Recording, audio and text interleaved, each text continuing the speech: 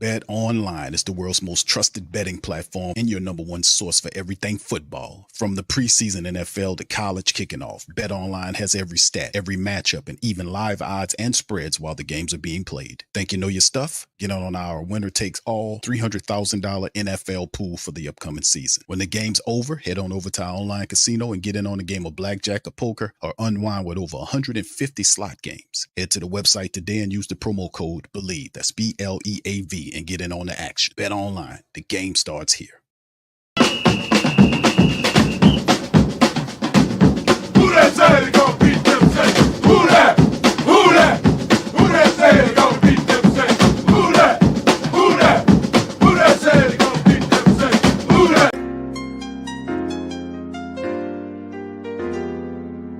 Yeah. Boogie like Benson, I'm a who that. I'm a who that. Long as I'm living, I'm a who that. Lose or winning, I'm a who that. Sports Coma, yeah, this is where we do that. Where we do that, where we do that, where we do that, where we do that, where we do that. Boogie like Benson, I'm a who that. I'm a who that. Sports Coma, this is where we do that. Where we do that. Welcome, welcome, welcome. Somebody please better help. Running this thing like elf. I thank God every day I'm not a felt.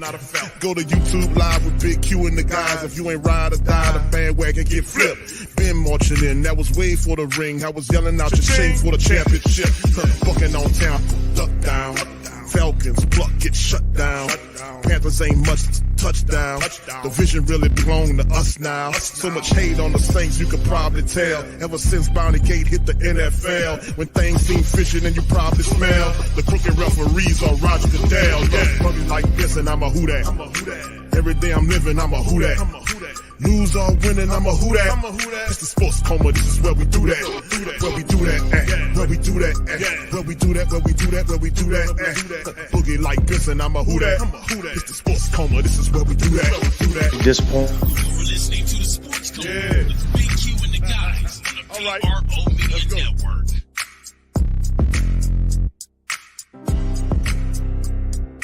regardless of what the, whether it's a preseason game or not. So we have a lot of things we have to improve on. But look, I thought there were some good things. I thought, early in the game, I thought the defense, in particular with some short fields, did some good stuff, and limited their, points on some short field situations. And then kind of once we had a chance to, get the field position a little bit better. I thought offense, they're at the end of the, into the first quarter and the second quarter, I thought we had a, really nice, long drive. Thought we ran the ball well in that drive.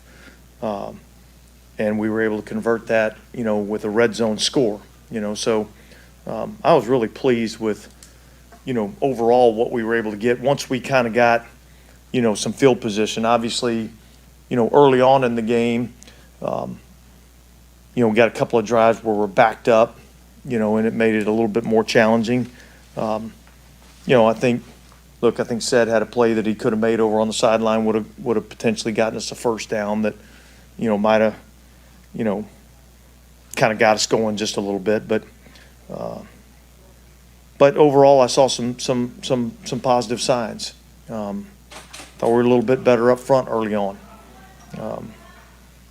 And then I thought as the game wore on, I thought our execution wasn't nearly as good as it needed to be, as we got into kind of our second and third phase with our guys, both offensively, defensively, really, and in the kicking game. And so, a lot of things that we have to get cleaned up, but I did see some positive signs to try to build on. Can you see what happened with that Khalid McKinstry? He has a knee injury. I think we avoided, anything serious. Now, what kind of time we're looking at, I really have no idea. But I think we escaped that I think we escaped the game, at least on initial report, without any major injuries.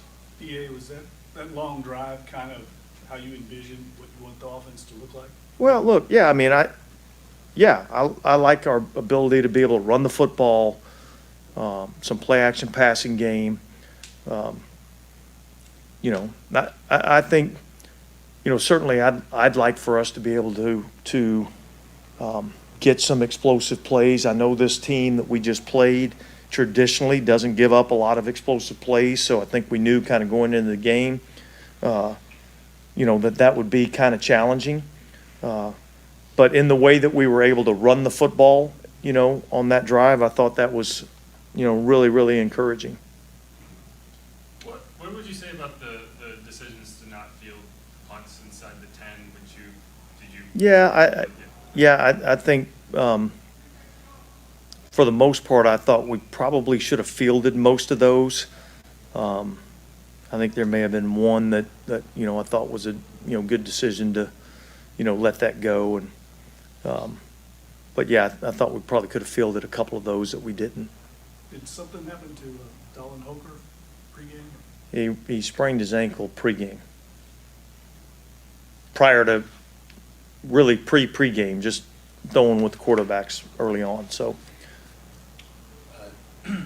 Dennis, can you get into what you saw out of your defensive front in those first couple drives with Purdy in the game, particularly in the pass rush? Yeah, look, I mean, I thought early on we did some good things. I thought rushing coverage was working well together. So yeah, I mean, I think we've got some guys that I think have a chance to affect the quarterback. And I thought, from a pass coverage standpoint, obviously losing JaQuincy there early in the game, kind of changed some things, obviously with Lattimore already out and Adebo already out.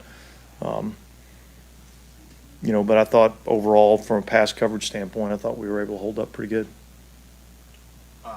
Brzee got the start over Saunders. Have you seen something from Brzee lately that you wanted to at least get him a look there?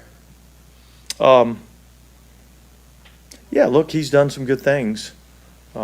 He's been, probably a little bit more improved as a run player, which I think is good. And I think, he's a guy that we got to continue to work to get him into the best football shape that he can be in, because when he's, rested and feeling good, he's a pretty good player, and so how can we get him to, be able to string together 3, 4, 5, 6, 7 plays, and still, be conditioned to play at the level that we need him to. And so that was part of the reason I think, we kept him in there, for that 2-minute drive is to try to, get him some of that work.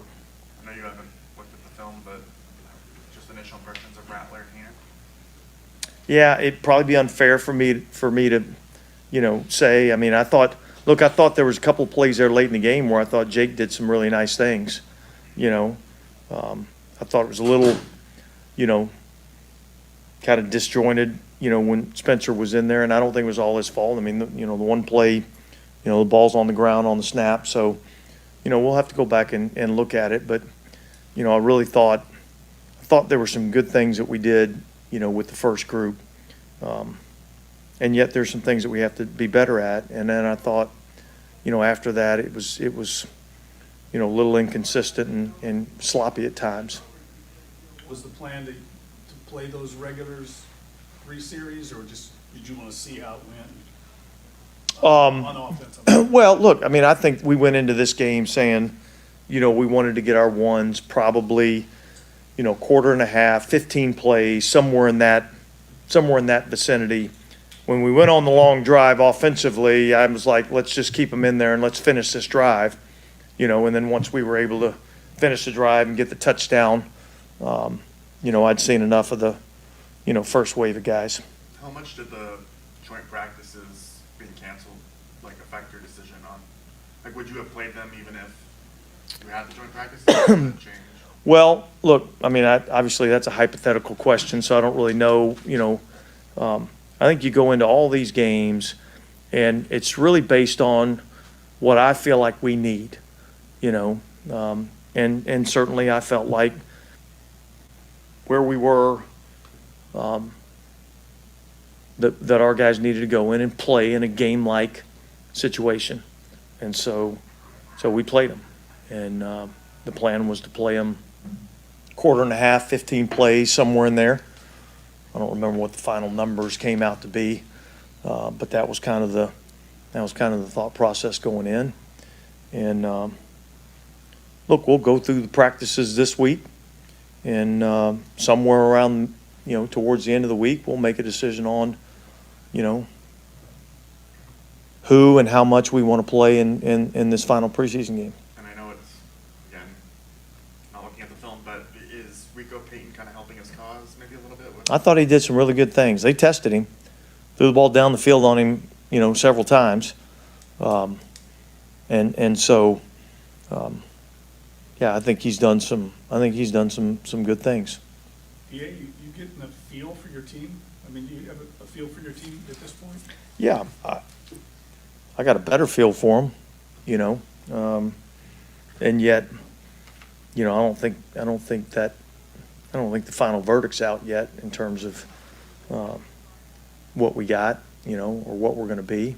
I know what we're building towards, and I like a lot of the things that I see.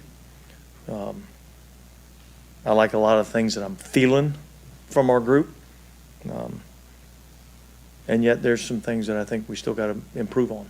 You mentioned hear about, getting away and the bonding that occurs between a team when you're kind of in these sequestered situations, be at the end of the trip. Do you feel like that's happened to the level you'd hoped it would?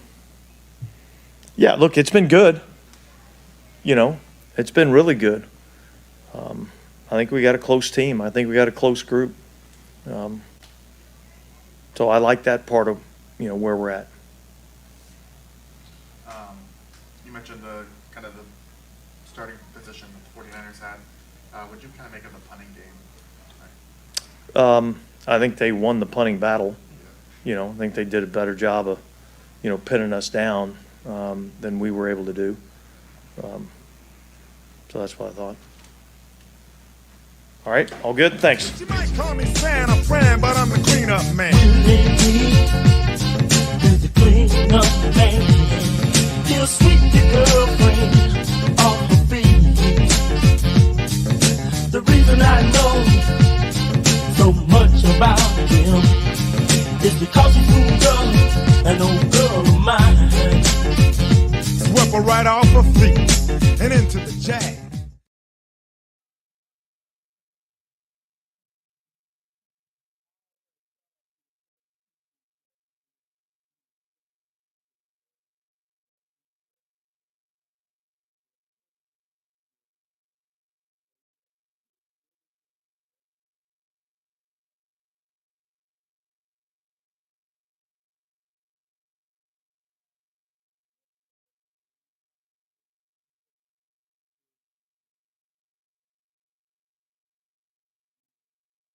Now go on, you take care of the cake. You possum puss, get that punch out there or you'll get one from me. Go on.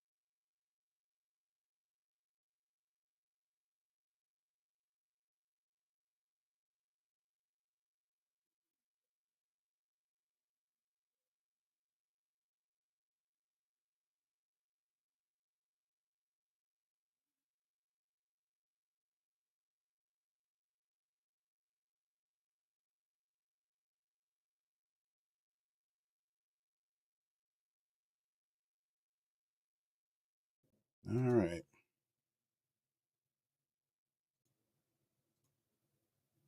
All right. Can y'all hear? Put one in the chat if y'all can hear me. One in the chat. All right, cool. Y'all can hear. All right, fine. All right. Appreciate that, fam. I don't know what that was. It's a software issue, but it's good.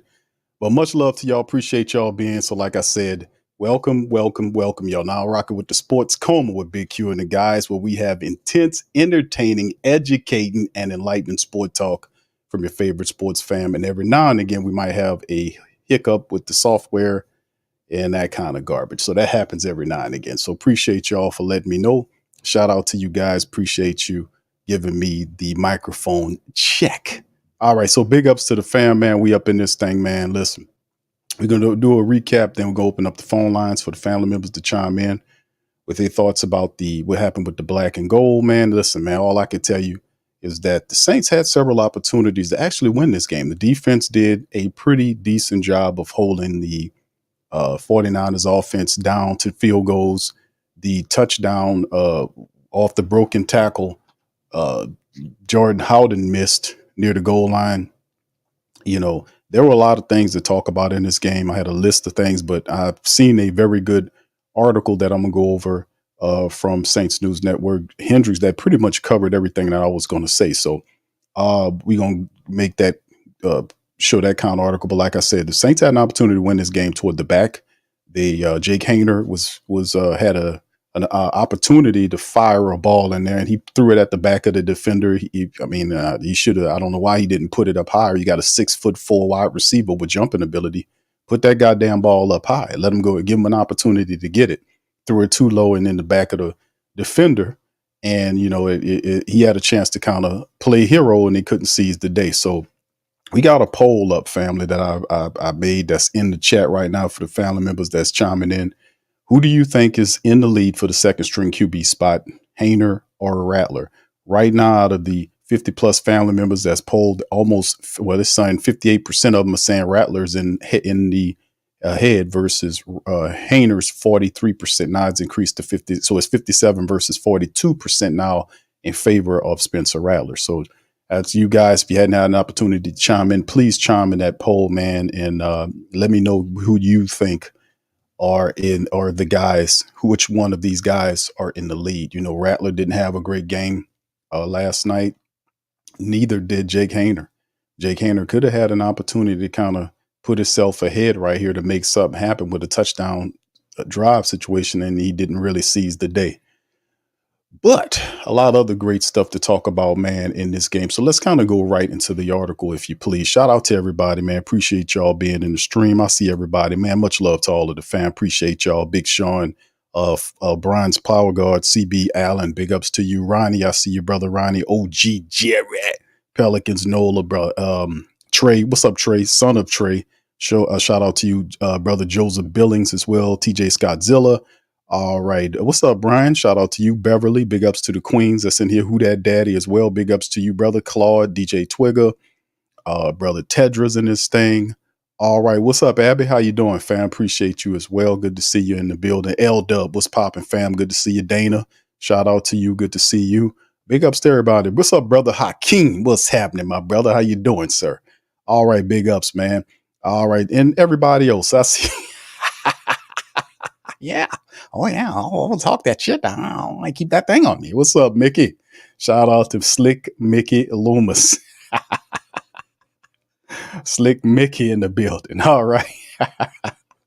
What's up, Hopper? Good to see you, man. Rose City's in this thing as well. Big ups to everybody, man. Good to see everybody in here representing the mighty Who Dat Nation in the great Saint Think Tank. Poppy 504 Booker.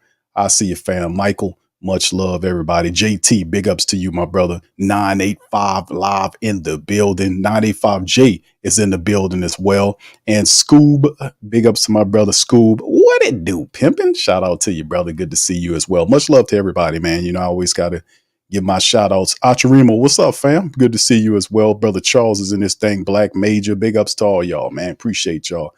I got to give my shout out to the family members because you guys taking your valuable time to kick it with your boy, man. The very least I can do is to acknowledge the fact that your valuable time with us here talking about a team we love so much, right? All right, let's hit this, man. Shout out to the Saints News Network. Much love to those brothers over there doing their damn thing as well. Big ups.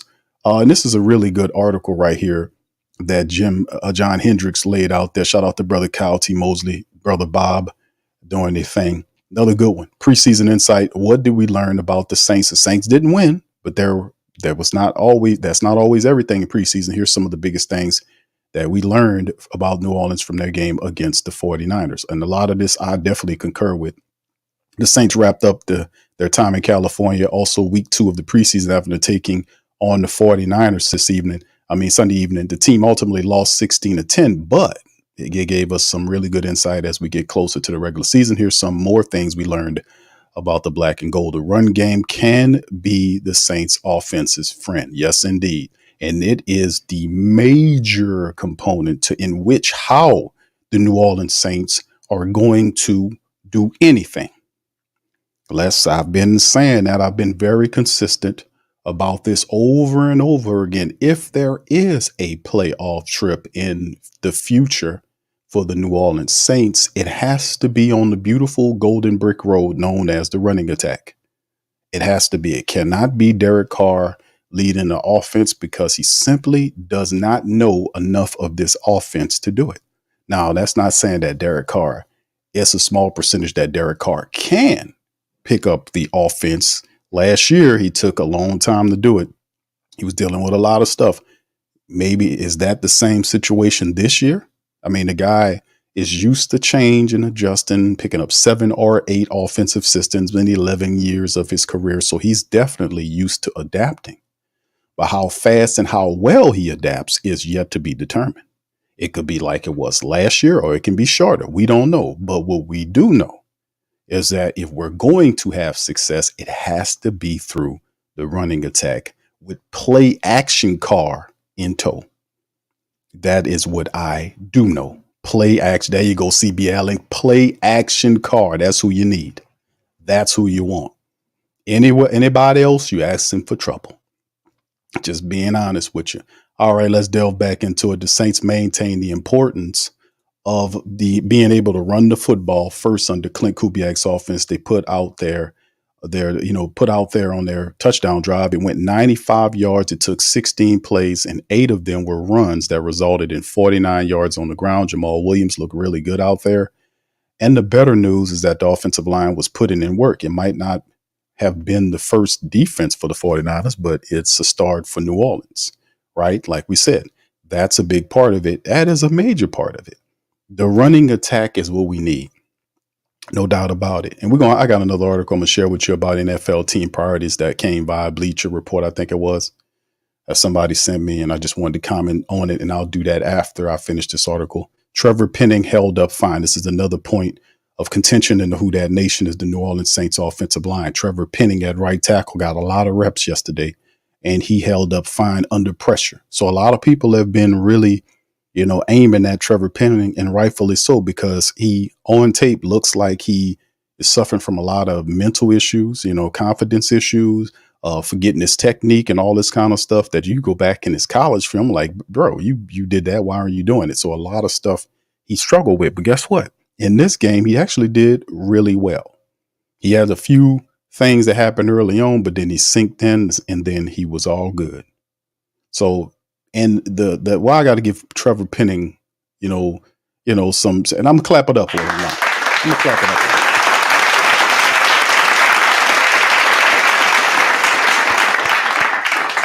I'm gonna clap it up for Trevor Penning because he did that under pressure with everybody looking at him, everybody on his back, everybody. He was so bad. He was just a drain hole of just horrorness. It was just horrible. But at the end of the day, despite all of the attention that was on him to see if he could turn it around, the pressure of the Saints, if he had failed, then they could have set him down and went to somebody else. Everything, the whole world in terms of Trevor Penning could have changed via what happened yesterday based on his performance. And he had a very respectable performance under pressure. Despite everything that was going on, under pressure. That's a big thing. Not just doing it but under pressure he performed. That is a check mark. That's a check mark, which shows something here, some toughness here. A light went on to fight through. So I got to give a young kid a shout out on that. One of the biggest things I wanted to see going into this game was Trevor Penning, what he would do. I suggested 20 to 30 snaps or even possibly the whole game's worth of action. He ended up getting 32 snaps on Sunday. Now, yes, Penning did go up against the top tier defensive line of the 49ers, but you also have to start somewhere to build confidence and hopefully move forward from there. The main takeaway is that you would be encouraged by his outing. Indeed, and you get your reps where you get your reps. You can't control who the 49ers are going to send at you. You just have to do your job. That's what it laid. And he did it. He did a good job. So shout out to him. No one distanced themselves in the backup QB competition. Let's look at that. Jake Haener had a great week of practice while Spencer Rattler struggled a little coming off this thigh contusion he had. Rattler got his second team rep like we thought, and it was tough out there for him. Haener also struggled being on some of these throws early and almost throwing a pick in the process. I remember that coming out there early, almost threw a pick. If that DB had his head on a swivel, he would have had an easier interception because it hit him right in his hands. He just wasn't paying attention. He had a chance to put a bow in the game with the final drive, but came up just short. Like Dennis Allen said, there was some good and some bad with each. The job is still Haener's, but no one has pulled away or made movement based on Sunday night. So like I said, I got the poll question up. And right now, unbelievably, it's 50% between both of them. We still got a lot of the people to vote, but right now, 70 plus votes has it at a perfect 50-50 mix right now in the chat as we speak.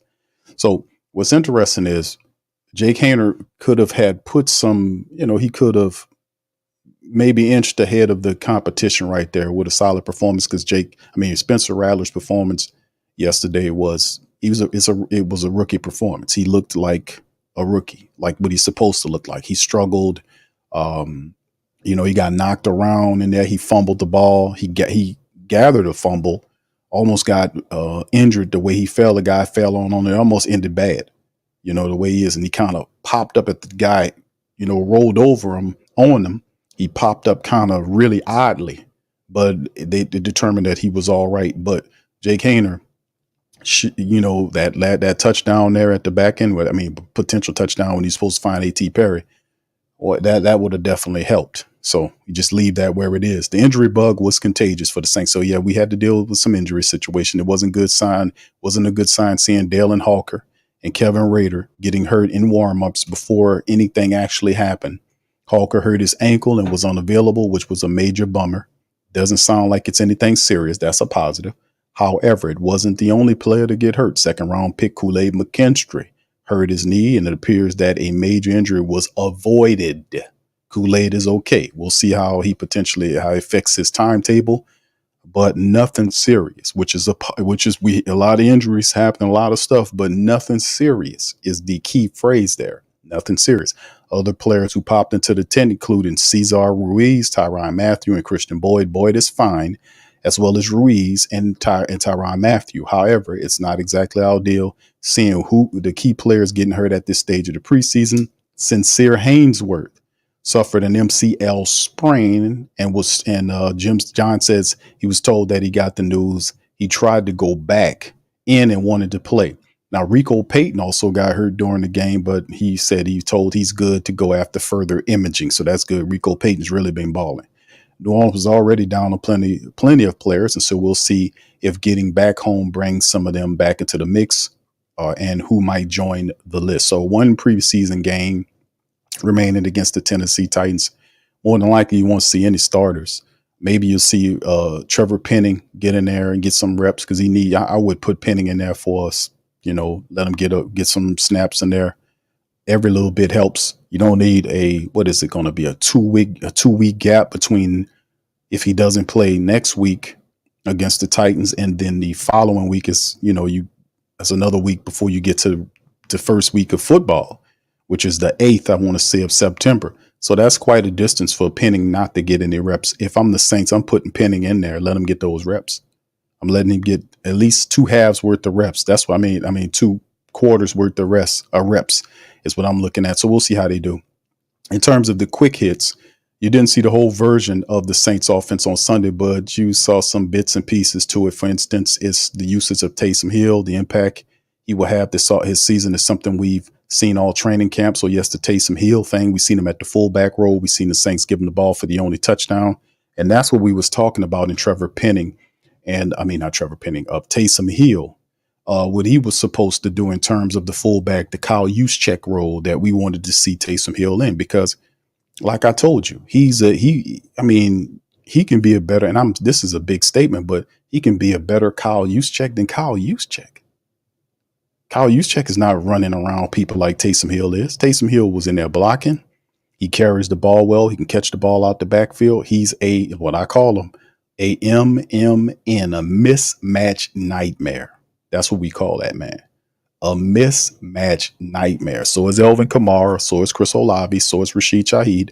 Saints have several of them there that are incredibly difficult to stop, especially if you have an imagination and know how to mix them up, because most of these guys can be used all over the damn field. And that's a problem.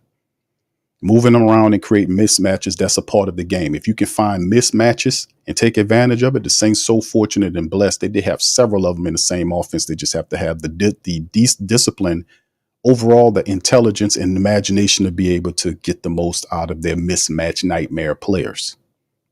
So love that Taysom Hill thing. Thought Jordan Mims did a nice job overall. He did. It's going to be fascinating to see whether or not Kendre Miller makes it back on the field and how much time he will have to try to make the final roster. Now, listen, Kendre Miller is not going anywhere, okay? Kendre Miller, if he's hurt and he can't go, then pretty much you know what that means. Then they have. But like I was telling people before, people's like, Q, I don't like our running back room. And I kept telling people the same damn thing.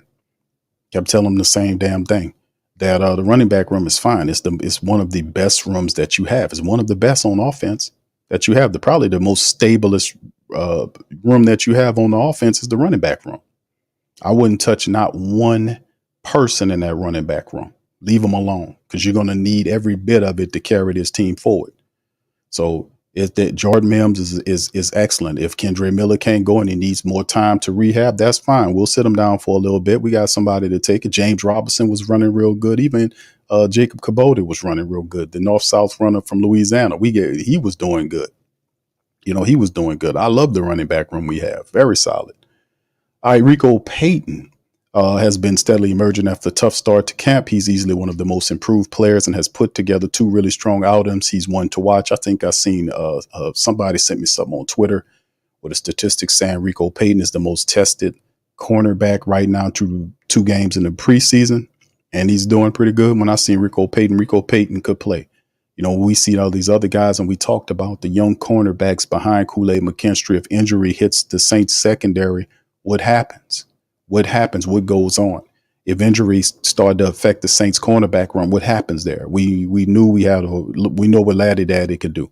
We know what Paulson Debo can do. We know what Lontae Taylor. We know Kool-Aid McKinstry is a young future star in the making. We know he got the it factor, but what if something happens where you needed somebody else behind him? And Rico Payton says, hey man, here I am. He is definitely a person that should make this team. We'll see over who. But like I said, a lot of people say, yeah, this, that, and the third, but I've been saying this for a while.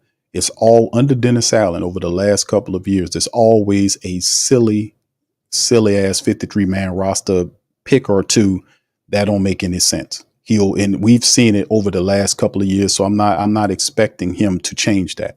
There will be 1 or 2 moves that you don't agree upon here for the black and gold. It happened. It happened last year. It happened the year before.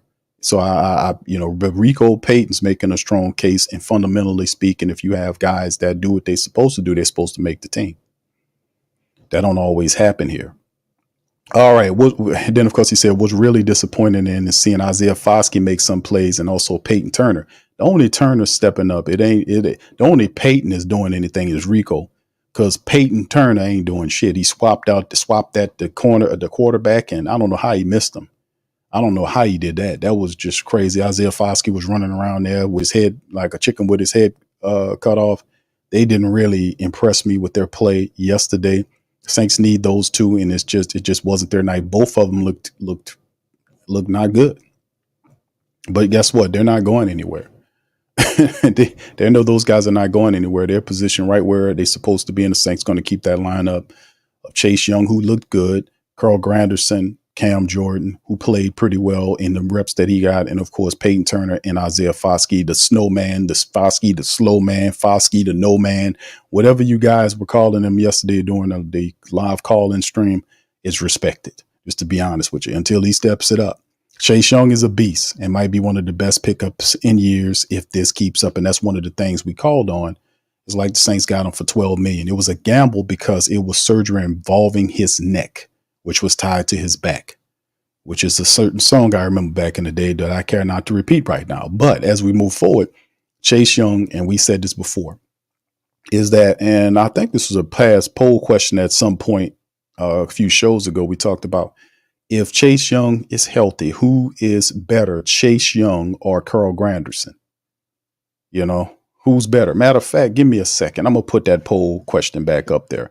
All right, we're going to end this poll right here, but it was a close one. This was a good one here, fam. Who do you think is in the lead for the second string QB spot? Is it Jake Haener or Spencer Rattler? Man, the Who Dat Nation, 52% for Rattler and 48% for Jake Haener. Boy, that is close. That's one of the closest polls that I've seen we've had here in a while. Most of the other polls were just blowouts. All right, so hold on. Let me put this poll up. Give me just a second, fam.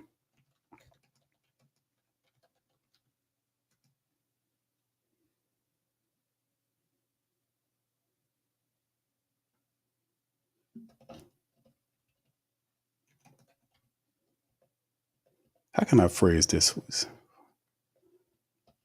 Oh, hold on. I just got to.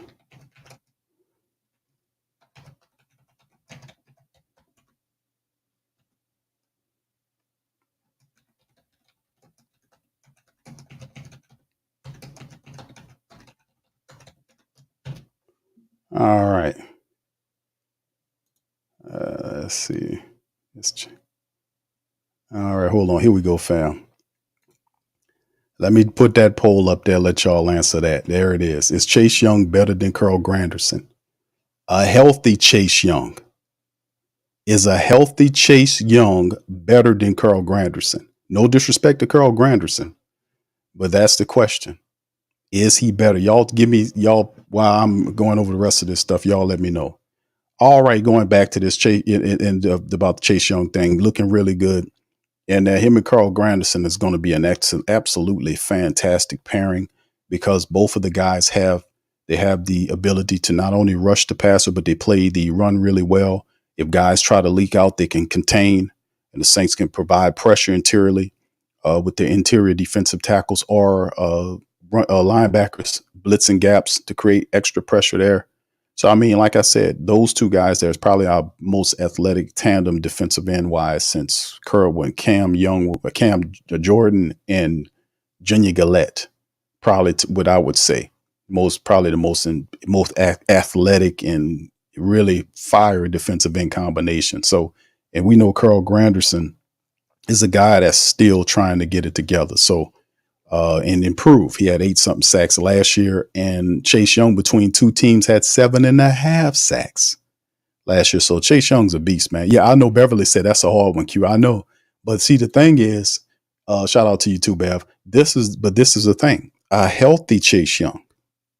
Notice I said healthy. That changes a lot. A healthy Chase Young, is he better than Granderson? Boy, look at that poll right now. 20-something people right now, and boy, they say yes, it is. 92% of them says a healthy Chase Young is better than Carl Granderson. Fam, that's fantastic.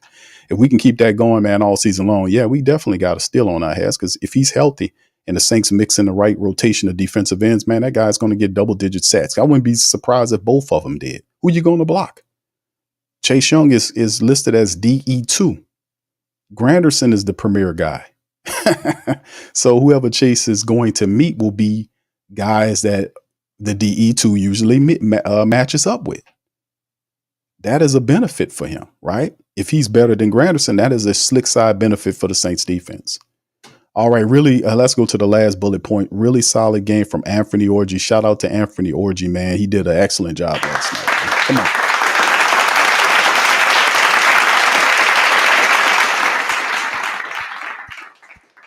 Man, Anthony Orji was awesome. He was awesome, man. He had a lot of reps in the game. He was the top tackler on the team. Anthony Orji was fantastic. Now, the week before that was Monty Rice. Monty Rice led the team with about 7 tackles. He was balling. This week, it was Anthony Orji. He did a wonderful job. Kaliki Hudson was out there doing this thing, played well. He played I think it was the tight end or wide receiver. I forgot what the guy was, but he chased him down the field, showed his speed and coverage, and was able to kind of throw a hand at him to make sure that catch that went down to the goal line didn't happen. So Kaliki Hudson showing some speed right there as well. So he's balling. So we have some young, and DeMarco Jackson had a few good plays too.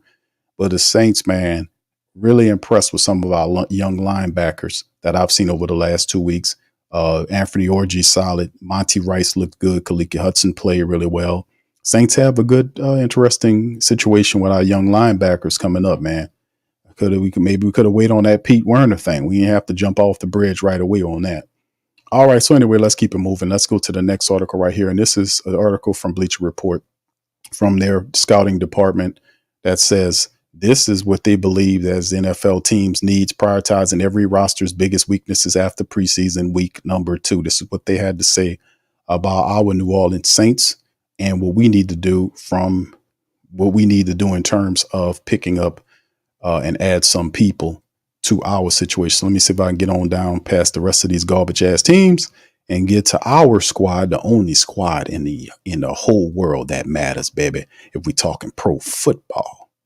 All right. So anyway, yeah, we have quite a bit of things to do. Let's see if we agree, fam. Let's dissect this article right here and see exactly what they're saying and how we feel. Now, we know probably it's going to be something thrown at the offense. That's probably what it's going to be. Something thrown in terms of the offensive line. I wouldn't be surprised. So, all right. That's the Patriots. Next one more. There we go. All right. We finally made it. All right. So New Orleans Saints right there. You see that? All right. So that's Anthony Orji. He's showing him right there. And Orji balling, man. Second-year linebacker Anthony Orji had an impressive performance against the 49ers this weekend. He led the Saints with 8 tackles, including one for a loss and a couple of pass defense. With Pete Werner signing a contract extension recently, the future of New Orleans linebacker core looks like this. Looks bright. Biggest weakness in terms of the Saints, the offensive tackle position, left guard, offensive tackle, left guard, defensive tackle, free safety, and nickelback. I don't know where they're coming up with this shit. I guess they just had to throw something out there. Adding now Lawrence Guy, defensive tackle. Saints are thin and pretty young at the defensive rookie sixth round pick. Chris Boyd. Serving as the primary backups, Christian Boyd. So adding a well-tenured veteran-like guy as a depth piece or an insurance policy wouldn't be a bad idea. Also, he could be another mentor for Bresee and Boyd. Free agents, you can go with it. Talking about free agency, Jedrick Willis from the Browns, with Ryan Ramczyk's future in doubt after his injury and Trevor Penning's issues in pass protection. New Orleans might be in the market for an offensive tackle this offseason. And they said this would be a good target since he has experience playing at the left side in the pros and was a right tackle in college. Plus, the Alabama product doesn't turn 26 until May, so he might inject some youth into the team's aging roster. Then they go into the draft and talk about getting Malachi Starks, I guess, from Georgia, and all that kind of nonsense. So anyway, it's just a little future take there, but let's kind of look at some of these biggest weaknesses that they're talking about in the Saints. Yeah, I definitely think offensive tackle should be something they look at, especially in free agency. They need a experienced guard, and the Saints could wait on that right now until right after the third preseason game when guys start getting cut. And then they'll probably find somebody that they can claim or try to attempt to sign to bring on to the team to act as a veteran presence at the tackle position in case of Penning. Like if injuries still affect the team, whether Penning takes the job or not, you still need a veteran guard there a veteran tackle that can do the things to kind of help out there in the interim. The left guard position is definitely a position that we talked about all along. I call them the crew of misfits is what I call those guards, all those different guards. We've seen Shane Lemieux get some reps at the center position. He snapped the ball off his leg. It almost got Spencer Rattler killed. But the thing that's really interesting, man, is we still don't know what's going on. We talk a lot about the offense. They talk about offense tackle. He's talking about Trevor Penning, the left guard. But like I said, Penning's been so bad that he's pulled the attention away from the other positions that need to be focused on. The left guard position is something that's still up in the air. Nick Saldiveri is not healthy. He was supposed to be the guy. He can't be relied upon. Last year he was hurt. This year he's hurt, so he can't be relied upon until he gives an extended amount of time to show that he can stay healthy and command the position. Lucas Patrick is a journeyman guard there. It appears like he's the one that's leading the rest of the crew of misfits. You got Ali Udo you can throw in there. Really, it's just like I said, it's truly a crew of misfits at the left guard position. We don't know who it is. It's a bunch of inexperienced. Well, some of them experienced, but it's cheap help there at the guard position. And the Saints will I guess whoever the best one that stands out. And right now it appears Lucas Patrick is the guy that's standing out at the left guard position. So we'll just monitor that. The defensive tackle position. I think the Saints feel comfortable with that. Brian Bresee is a solid guy. We looking for him to take the next step into being a starter, making that move to claim that starter position at the next ring of it. And then of course you have Christian Boyd, who was banged up but is okay. Christian Boyd has been solid in training camp. He's been very solid. He's 6'2", 320 pounds. I want to say the guy is 320, 315, something like that. But Christian Boyd is solid. His specialty is run stuffing. He does that. He also has a degree of agility to him. He can move for a big old guy like that. But also behind that, like if you look behind, if you have Kalen Saunders, Nate Shepard, Brian Bresee, and Christian Boyd, who's the defensive tackle who you won't count on behind that? Is Vickers, is Jack Heflin, and those are the only two. So do the Saints say, hey man, we're gonna go into free agency and go see if we can find a veteran guard to kind of help out? They make mention of Lawrence Guy.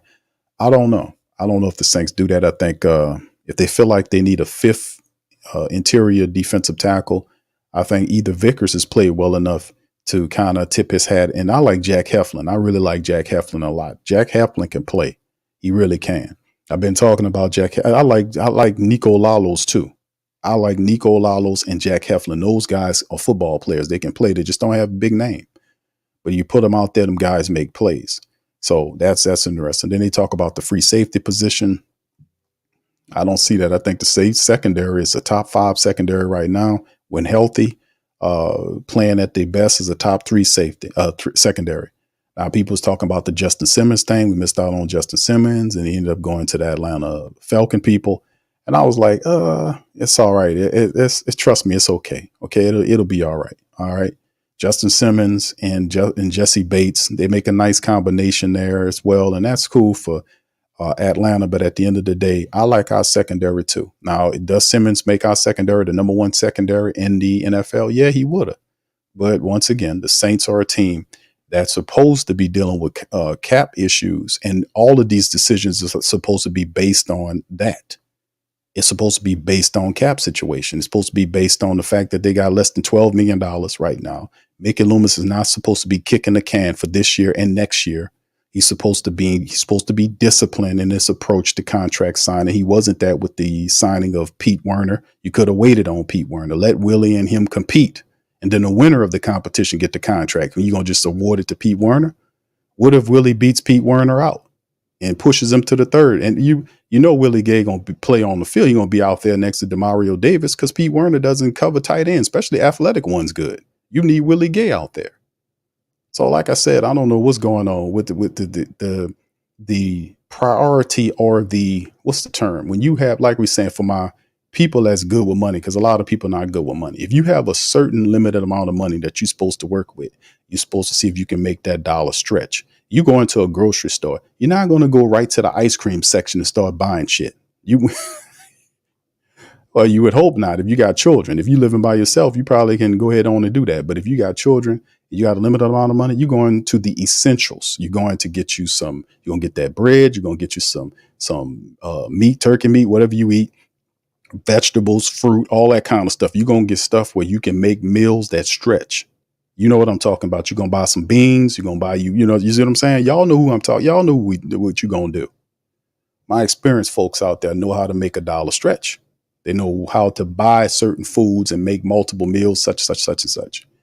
But that is not the case with Mickey Loomis. He doesn't have any spending discipline. He really don't. And this is an attempt to try to show that he's going to be very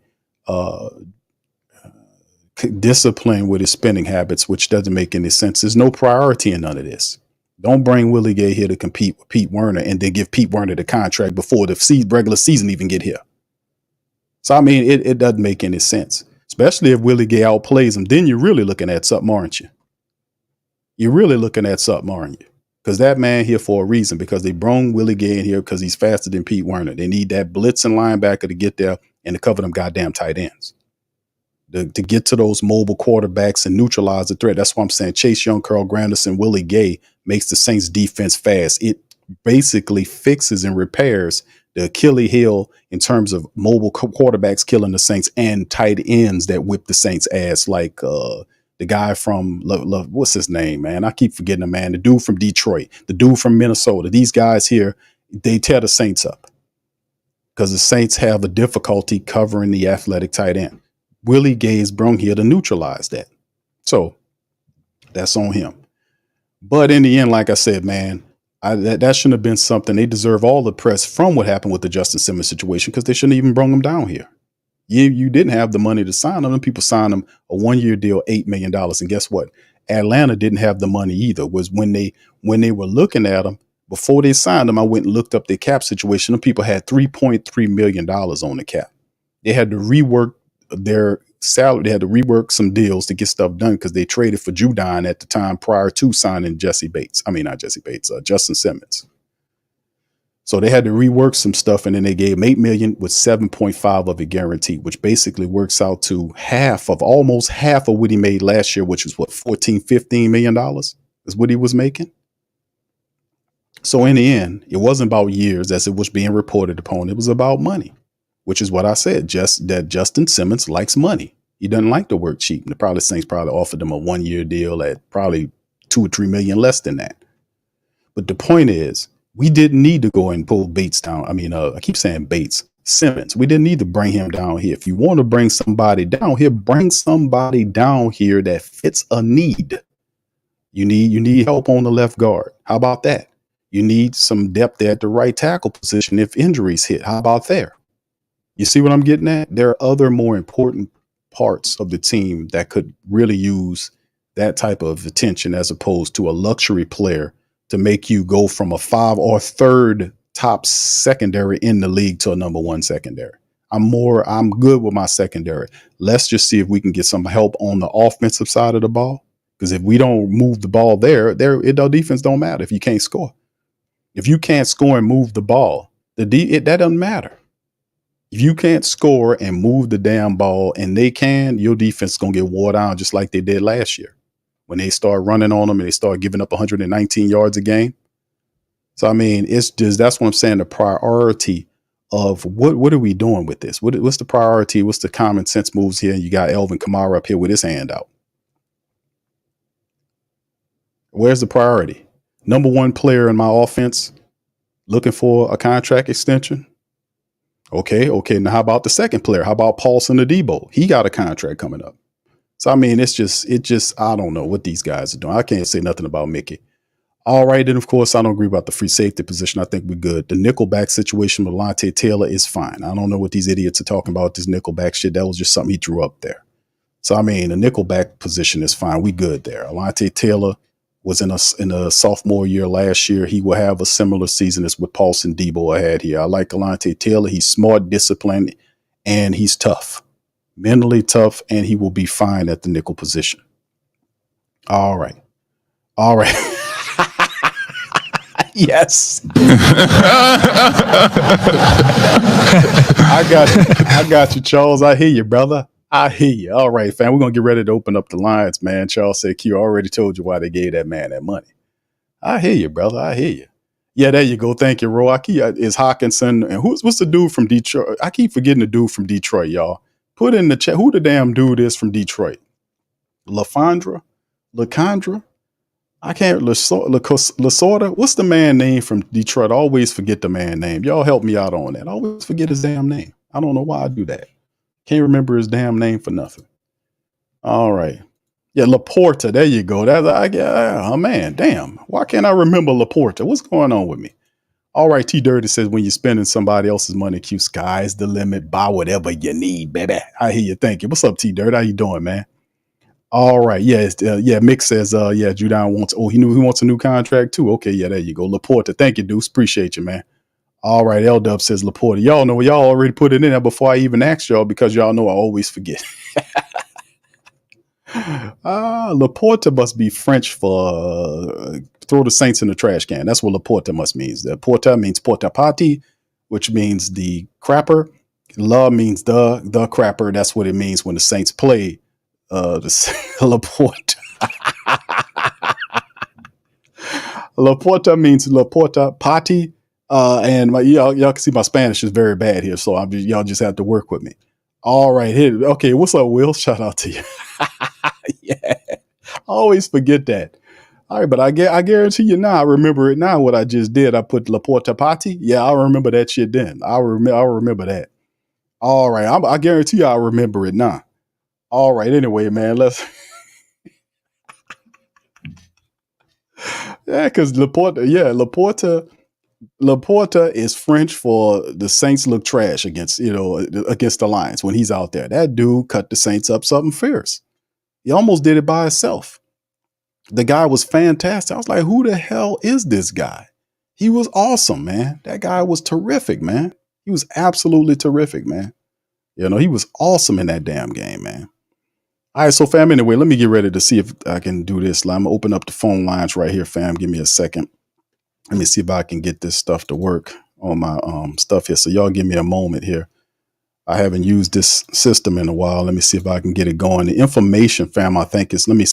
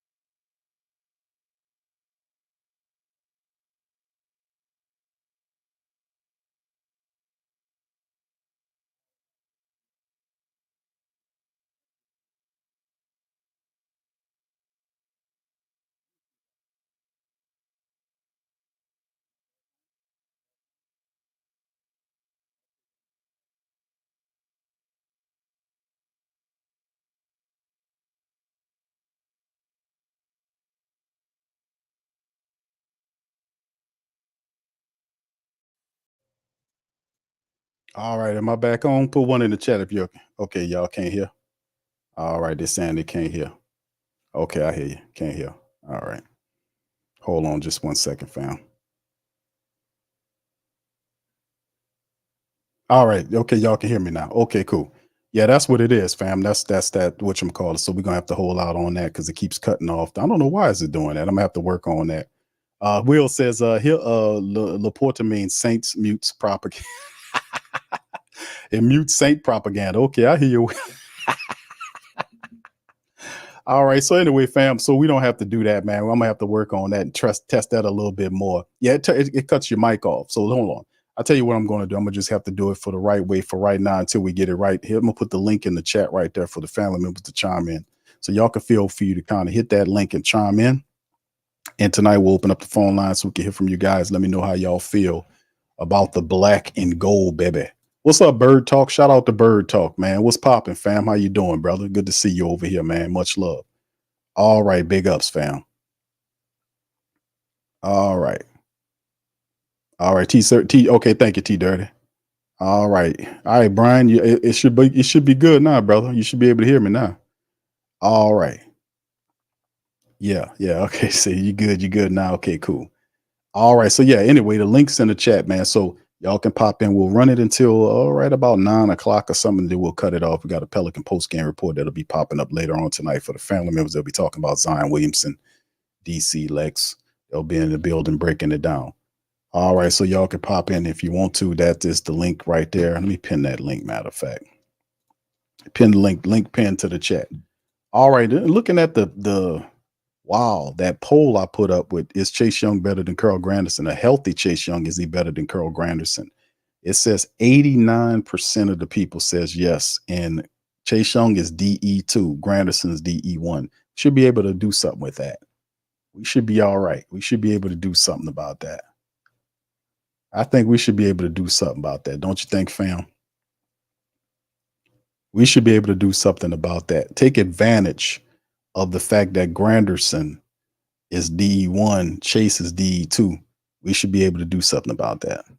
And by the way, fam, I've been hearing a lot of stuff about people talking about, people kind of upset that the Falcons, what they're doing. I'm not upset about the Falcons doing what they do. Just because you acquire players don't mean that you're going to do a damn thing with them. Did you get that? You listen, you can get all the players you want. That don't mean you're going to do something with them. You understand what I'm talking about? You get what I just said there, baby? Just because you acquire players does not mean that you know what to do with said players, that they're going to have success in your system, or that they'll be healthy, because sometimes things happen. Shit happens. People get hurt. Sometimes people don't fit in the systems like they wanted to. Remember, it happened when we first got Tyrann Mathieu. Tyrann Mathieu had a bit of a learning curve. Remember that first year? I mean, he started getting better later on in the year, but he looked kind of rough early on. Y'all remember? Put one in the chat if y'all remember that. Remember when we first got him in here, they were doing that. We were talking about how he looked. It's like, how long you think Tyrann Mathieu's gonna? I was like, Tyrann Mathieu's been around the block. He should be able to pick some of this stuff up. But at first it looked a little rough. But eventually he did. He looked pretty basic as hell. I'm gonna be honest with you, fam. He looked pretty basic, and then ultimately later on he started picking it up. Stuff. That's what I'm saying. It's not always plug and play with some of these guys. It takes a while. It takes a while for some of these people to get their stuff together. So just because you picked up Simmons and you got Bates there, Bates is good, don't mean we got to throw pick sixes at him. Just because they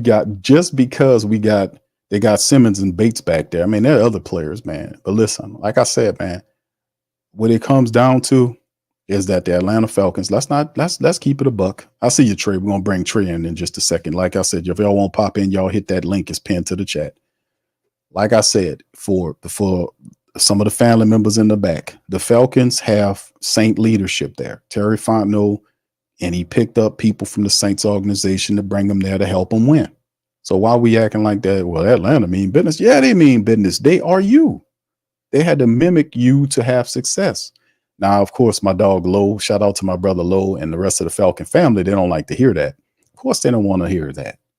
That you couldn't do it on your own, so you had to mimic your rival. See, they'll applaud the improvements that the team is making, but they will not applaud the fact that the brain that's pushing it comes from you. See, we call that disassociation.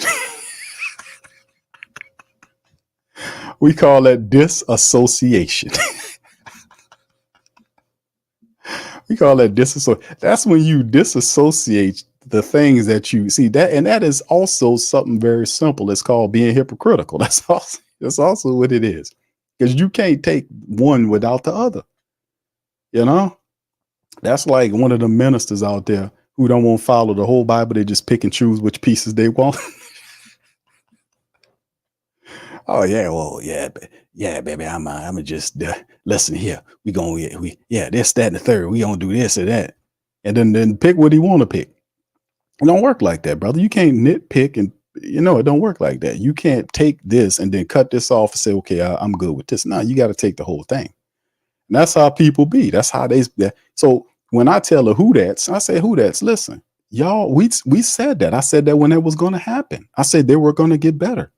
When they picked up Terry Fontenot, when Fontenot went out there, did I not tell y'all? I said Terry Fontenot was going to turn the Falcons around. They're going to be winning. It took them a while because the Falcons weren't that good. They had a few people here, they had a few people there, but they were not a complete team. That's why they didn't have the type of success that they wanted to have. They weren't built correct. They wasn't built right. They were bad built. You see what I'm saying? So at the end of the day, when you start seeing them finally, after a culmination of years, start to look like they're ready to contend, why are we surprised by that? Why are we surprised by that? We're not. I'm not surprised by that. The guy running the team is a diehard black and gold man. That man was raised in the Saints building. He's from over here. You don't get any more down black and gold than Terry Fontenot. He playing the game because they paying him. But at the end of the day, those Falcon people, man, the Falcon family members, they will disassociate the hell out of the connection. And then they would simply say, well, people go to teams all the time. Yeah, but how often do you see in a heated rivalry the team that you're saying that you are better than, or that team is inferior? That's what they say about you. Even though you sit up here with a Super Bowl and they don't have nothing but historical collapses. I ain't trying to beat down or berate my Atlanta Falcon people. I'm just speaking facts. Listen, these are facts. You don't have a Super Bowl ring. We do. Okay. You had some of the more humiliating playoff losses in history. Now, we had a few fumblers and bumblers, but you guys take the cake. So I'm happy. Listen, I know that sounds negative, Falcon people, but I'm very happy for you. I'm so happy for you. Listen, I'm going to give you a round of applause. Listen, Falcon family.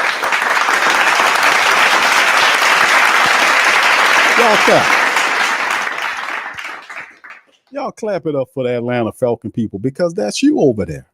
Don't you look in the mirror and you see yourself over there? When you look at the Falcons, it's like looking in the mirror. They got your old name of your building. You get what I'm saying? They got a lot of the old players that used to be black and gold people over there. They got the man running the teams, a black and gold man. You're looking in the mirror. You're looking in the mirror. So why I'm mad at the Falcons when now I call them New Orleans East. So whatever success they have is going to be because of you. It's going to be because of you. And they disassociate the crap out of that. No, oh no, that's wrong. That's terrible. You can't say that. That's not true. We didn't do it. That's wrong. You got to back up from them. You got to walk slowly away from them.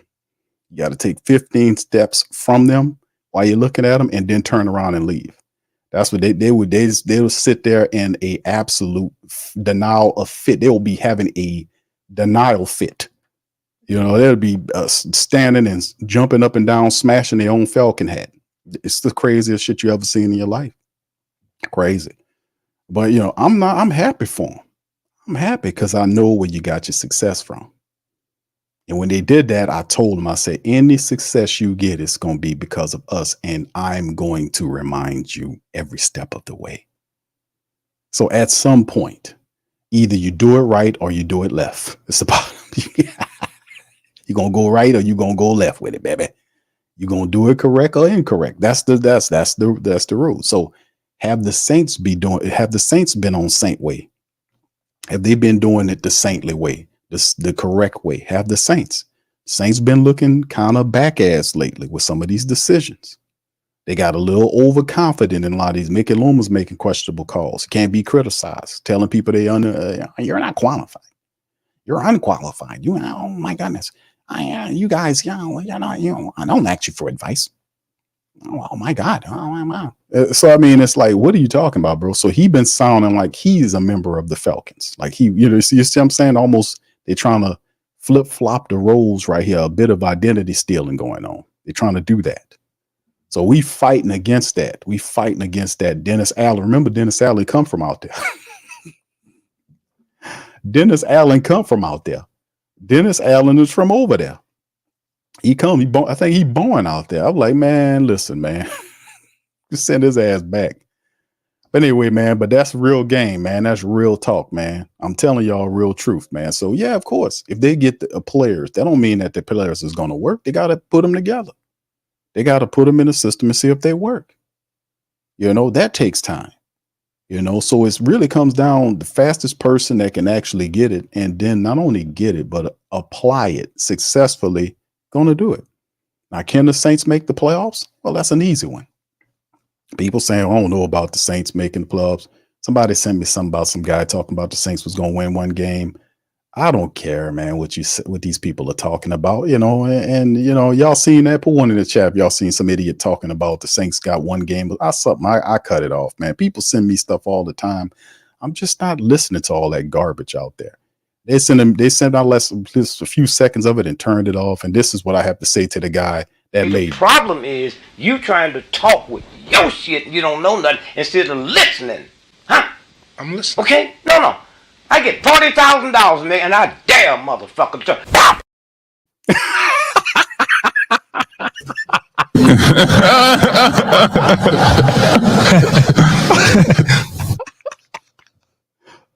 So that's all I got to say. That's it.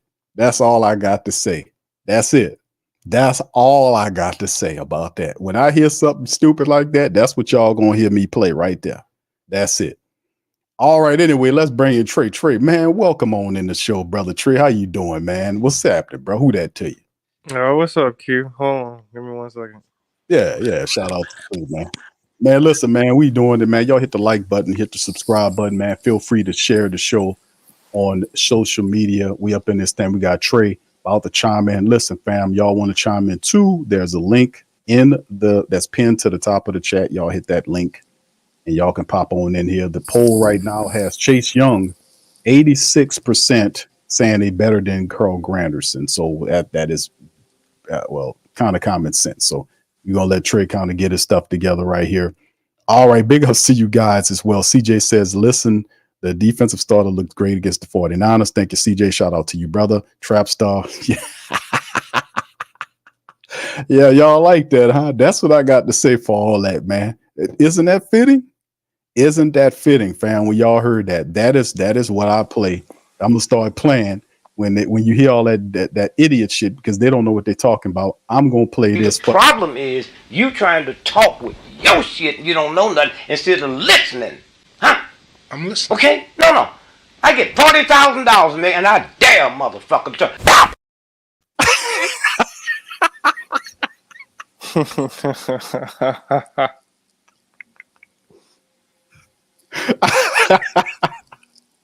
Oh, bro, I be having too much fun. Trey, what's popping, man? What's on your mind, brother?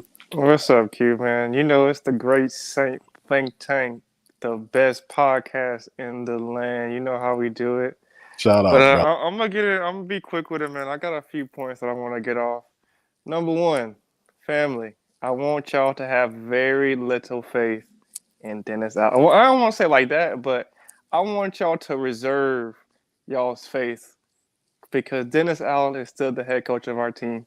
And his head coaching record seems to be 24-46. I do not want y'all to forget that. I want y'all to have faith in the Saints organization as a whole, not so much Dennis Allen. Number two, this car does not have a steering wheel. Derek Carr does not have a steering wheel, Q. It kills me, bro. We've watched greatness. You know what a great quarterback looks like, Q. Do you see greatness in Derek Carr and the way he moves in that pocket? Do you see that? I don't see greatness, brother. No, I Exactly. Greatness. There we go. I don't see it either, Q. I thought it was just me, but after seeing this again for the second year in a row, no, he's not the one. Get him out of here. Spencer Rattler is my QB number one, but he ain't there yet. He got a long way to go, but I do believe he has what it takes to be QB number one in our system. Number three, our offensive line is still terrible. If we don't fix that by game one, it's going to be ugly. Our defense is going to have to carry because our defense is looking phenomenal. Like, I was so impressed by Chase Young. Like, I was not expecting him to look so vicious, so dangerous in the second, really the first game of the preseason for him. But, like, I was loving what I was seeing from our defensive line. It's going to be ugly. And did you see they had Cameron Jordan in the middle? How many times have you called for that, Q? You was calling for that all last year.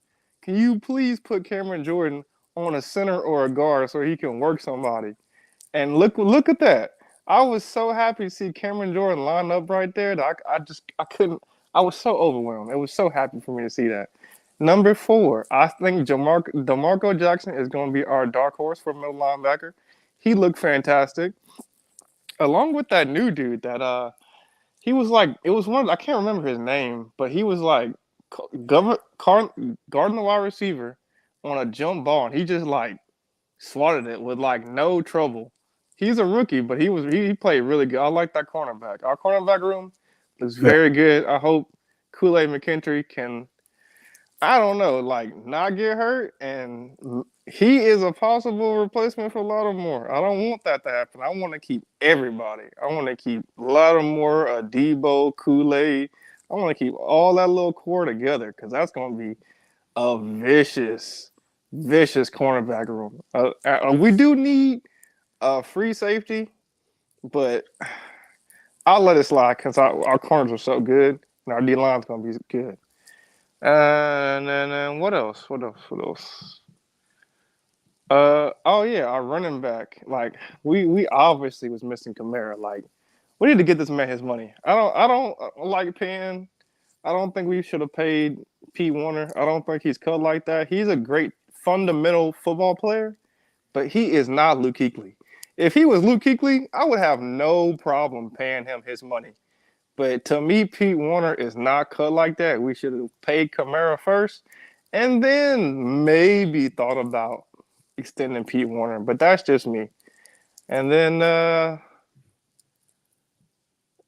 what else? Oh, yeah. Look out for A.T. Perry. I think this is going to be his mega breakout year with Olave being the number one receiver and getting so much attention. That A.T. Perry is going to be cooking some people on the down low. Oh, I meant strong safety. I didn't mean free safety. Tyran's cool. He can play free safety. I meant strong safety. We need to find somebody at the strong safety position. And then I think that's it, Q. I think that's all I had to say about that. I think Cameron Jordan coming off the bench is perfect for us, for him, and where he's at in his career. I love Cameron Jordan to death. He's a saint, a black and gold man till he's dead and cold too. But he just, Father Time is undefeated. So I think that's a great look. I'm very proud of him stepping down right there and be like, all right, I'm gonna take a back seat and just be a situational pass rusher where I can do my best work. Where he's the greatest is situational pass rusher. Indeed, absolutely, Trey. Man, appreciate your commentary, brother. Man, listen, man. Always much love. Oh, and it's Rico Payton. Thank you, chat. Thank you. Yeah. It's Rico Payton. I think Rico Payton got something right there. I think we're cooking with something right there.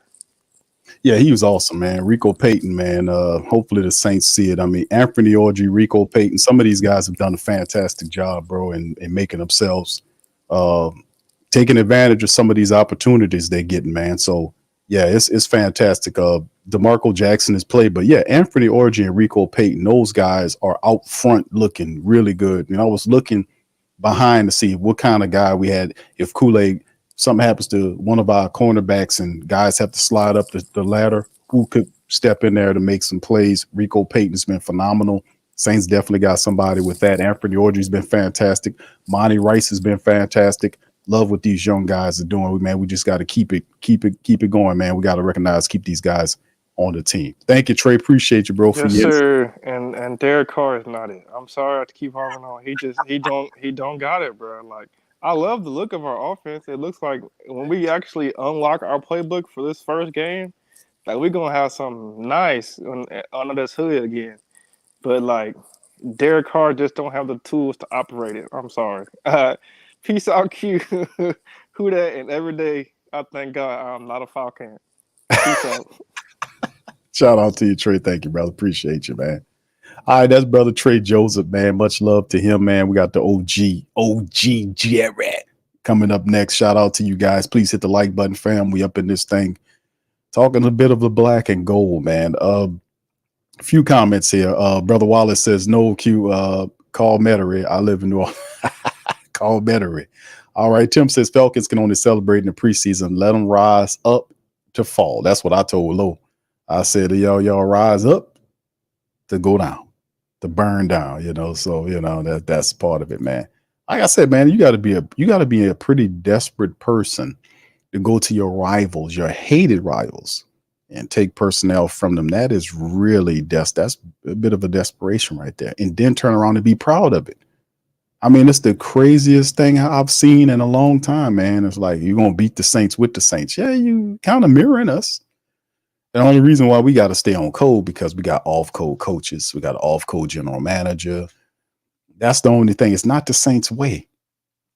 A great deal of the Saints way was Sean Payton. What would be the percentage on that when you look at it? I would have to say a great deal of it, not to disparage whatever Mickey Loomis's role was, because he was the gopher. He would go and get what Sean Payton told him to get.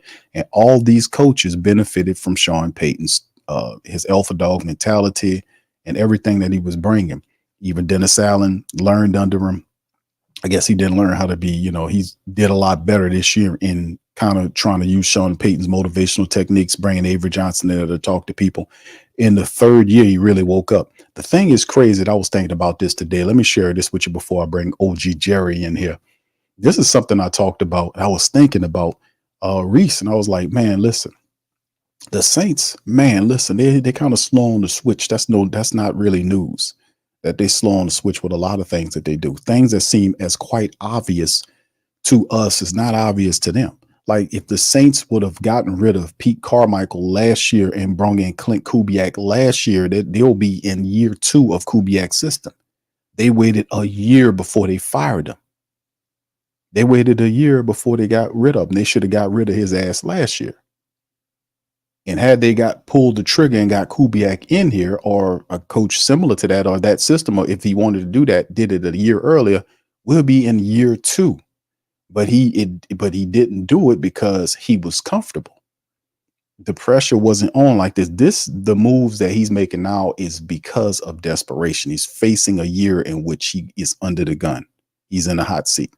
So that when you're sitting on a hot seat, that usually makes you come out of your comfort zone to make decisions that you usually wouldn't make, to say things that you usually wouldn't say, that you've been supposed to say, and to make you get up off your ass and do your job 15, 20, 25% better than what you did it the previous year. Because if you don't do it, this is the end. And then the thing about it is he's never going to be a head coach again if he doesn't make it through this year. Nobody going to hire him to be no head coach, not at the NFL level. Yeah, absolutely not. So, I mean, in the end, if he goes somewhere else, if it works out negatively, he ends up somebody defensive coordinator and they got fired, that he might be an interim coach until they find a coach. But it's like a year behind in the change. Seeing you need to make a change, seeing you need to fix things, go fix it. Don't wait for things get to the point where you can see daylight in the roof to say, you know what, I think I need to do something about the roof. No, you start seeing little signs. It all happens. Everything before it starts going the opposite way. Here come game now. Get ready. Here goes some game. Every time, it's no matter in life, no moment or any moment in life that you have, it's going to show. It's going to be signs. You're going to get signs before it falls out, before you have a fallout, a big thing, bad thing happens. There's always signs. You are always warned. It's whether or not you listen, whether or not you're paying attention. But go back to that old girl. Listen, family. That old girl, if she ain't right, that old girl gonna give you plenty of signs. That old girl gonna say things. She gonna operate a certain kind of way. She gonna have certain music playing. You know that you like, I don't think you're supposed to be listening to that song because I don't like that song right there. That kind of stuff. Man, everybody gets signs. You get it. It's all about you doing something about it before it actually falls out or it breaks down or whatever the case may be. If you got a vehicle, you need to be checking them tires. If you're rolling on them tires, you need to be looking at them goddamn tires, making sure them tires is all right. Or you going to be on side the road. You get signs. You get what I'm saying? Everybody gets signs. Everything you do, you get signs before it fall out. It don't just fall out. Think about it. It never just fall out. You get signs. So what the Saints do, they sit up here and do this arrogant ego thing. Like, oh, we with a big boastful sticking out chest, make it almost, I want to tell you something. I know what the F I'm doing. You guys can't tell me nothing. I don't want to tell you how many of you guys were general managers. You're not qualified. You're unqualified. You can't tell me nothing. I don't take advice from you. I'm Mickey Loomis. I'm slick Mickey Loomis. I keep that thing on me. It's just crazy. Everybody gets signs and you can learn from everybody. That's not how you're supposed to approach life. You never know who the good God gonna see you to learn from. You never know. So that's a part of the game, man. It's just the Saints, man. Slow on the switch. They had an opportunity to do something about this a year ago and ultimately chose to sit on their hands. Now, with him on that hot seat, when you're usually on the hot seat, baby, if you sit on something hot, it tends to make you jump around a little bit. You get me? All right, we're going to bring in OG. Welcome to the show. How you doing, my brother? What's going on, Big Q, the Godfather? OG Jerry is in the thing. Big ups to my brother, man. What's on your mind tonight, my brother? Rise up to fall down. thank God every day I'm not a Falcon. You. Yeah. Yeah, Lo, that needs to be a shirt, bro. That need to be a shirt, Lo. For Big Lo. time. You don't have to throw that in there, Big Q. OG, that need to be a shirt for my boy Lo, man. Rise up to fall down. Hey, shout out to my boy T Dirty. He gonna make it too, and that's gonna come out your check, T Dirty. You'll be ready to make that shirt too, bro. Shout out to my boy T Dirty, man. That's what I love for that brother, man. Rise up to fall down. Rise up to fall down. OG, we did tripping up and down the steps, man. They going up, they tripping up the steps, they tripping down the stairs, man. They just can't seem to get it right, brother. They equilibrium's off, man. They, You don't have to throw that in there, T. You don't have to throw that in there, Big Q. On the real, Joe. oh man, that's I'm a sorry. good. I don't know who said that in the chat. I think it was Tim Dunn that said that. I think he said that. The Atlanta broke way. Lord have mercy. Big Q on the real. Thank you for having me on. Shout out to you, OG. But we had to mess with them fail cons for a second, especially right. you, Big Lo. We love you, Big Lo, but F the fail cons.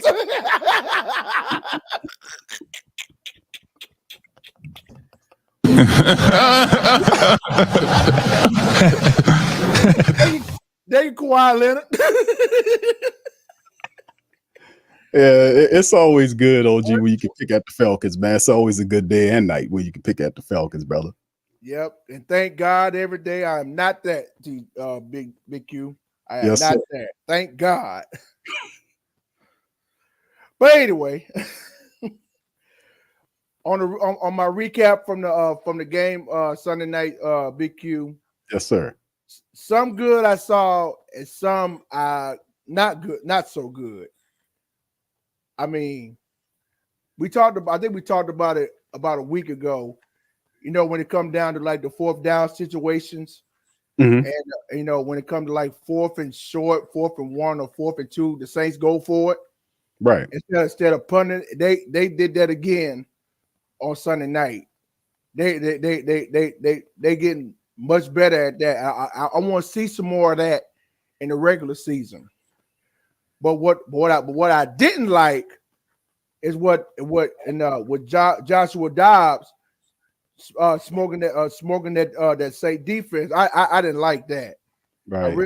I really didn't like that. I mean, and that's always been the kryptonite, Big Q. Yes, sir. You know, because we look for that Saint defense to make moves and put pressure on the quarterback so they can sack him. Right.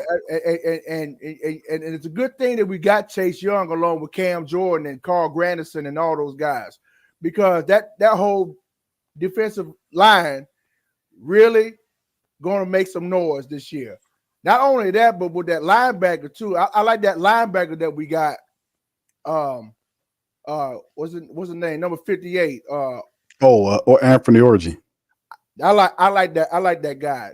He's definitely gonna make the squad 100. Right. Shout out to T Dirty, say I'm already on it. Yeah, he's already on it. But on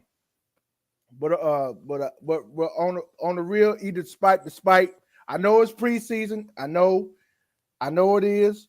I'm just ready for the real deal in September, because we definitely better not lose to Carolina. If we lose to Carolina to open up Big Q, we're gonna have ourselves some good old fashioned come to Jesus meetings.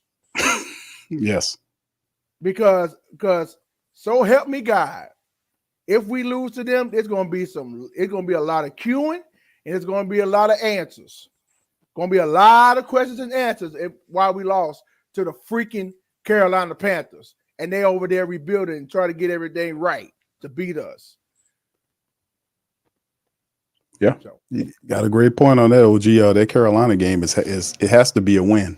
You got to win that game. it's automatic when we can't just lay down on these kitty cats, bruh. We Right. can't. We just can't. Right. Oh, absolutely, man. Yeah, we got to take care of business against every one of these teams, man. But to open up the season, OG, with a loss at Carolina, that wouldn't work, bro. Because you'd be under the gun against Dallas, Philly, Atlanta, and then Kansas City, and that wouldn't be the end of the world to start the season that way. But if that happens and you fall behind more than 3 games, dare I say, that's catastrophic because I don't think Dennis Allen will be able to survive under that kind of pressure, man. That would be it's going to be catastrophic. He has to kind of be coaching kind of scared to a degree to not let that happen. Facts. And Big Q, I mean, I just had a discussion about that with a 49ers fan on his channel about an hour ago. So he invited me as a special guest, CG Ruthless. He's a 49ers fan. Okay. And, we were scheduled to do a preview Saturday, but it kind of got tied up. I said, you know what, we'll just do it after we play on Sunday. So good thing we did. Good, and some of the family members came over there. I don't know if Mad Drummer's in the chat. I don't know if Jay Live is in the chat. I don't know if Trap Star's in the chat, but I do thank those 3 for coming by to show the OG of all Saints podcast some love. Show him some love. That's right. The OG, man. Yes, sir. So, I mean, it's going to be very interesting, BQ. Oh, yeah. Very interesting. It's a lot is at stake. Yeah. Oh, yeah. 3rd year final. And like I said, man, we don't exactly know how many years Dennis Allen's contract is. They keep that from us. But I think this is going to be, like I said, man, it's a lot. It's a big gamble for what he's doing.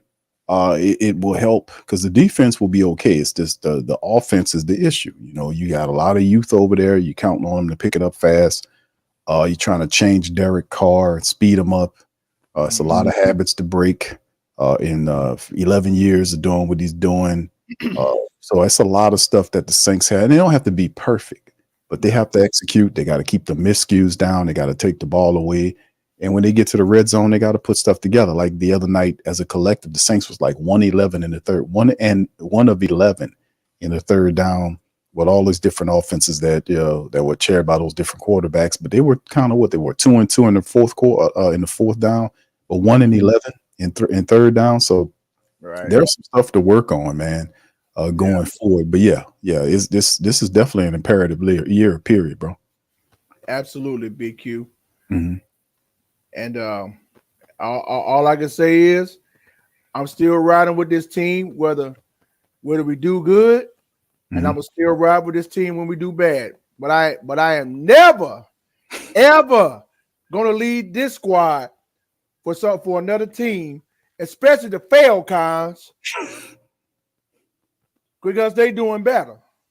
That ain't gonna happen, Jack.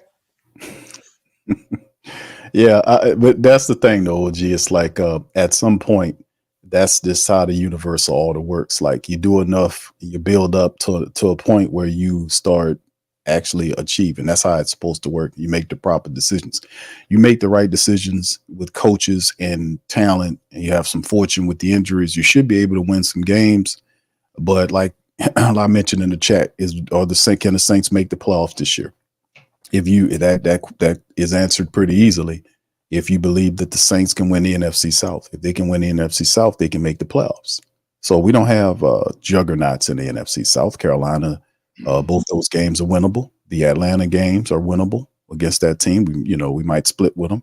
The Tampa Bay series is winnable. None of these teams are juggernauts, and it's all about who puts it together. So if the NFC South is considered wide open, then the Saints have a better chance, the same as all of the other teams. There's no juggernaut here. It's open. So if you can win the South, you get the playoffs. Mm-hmm.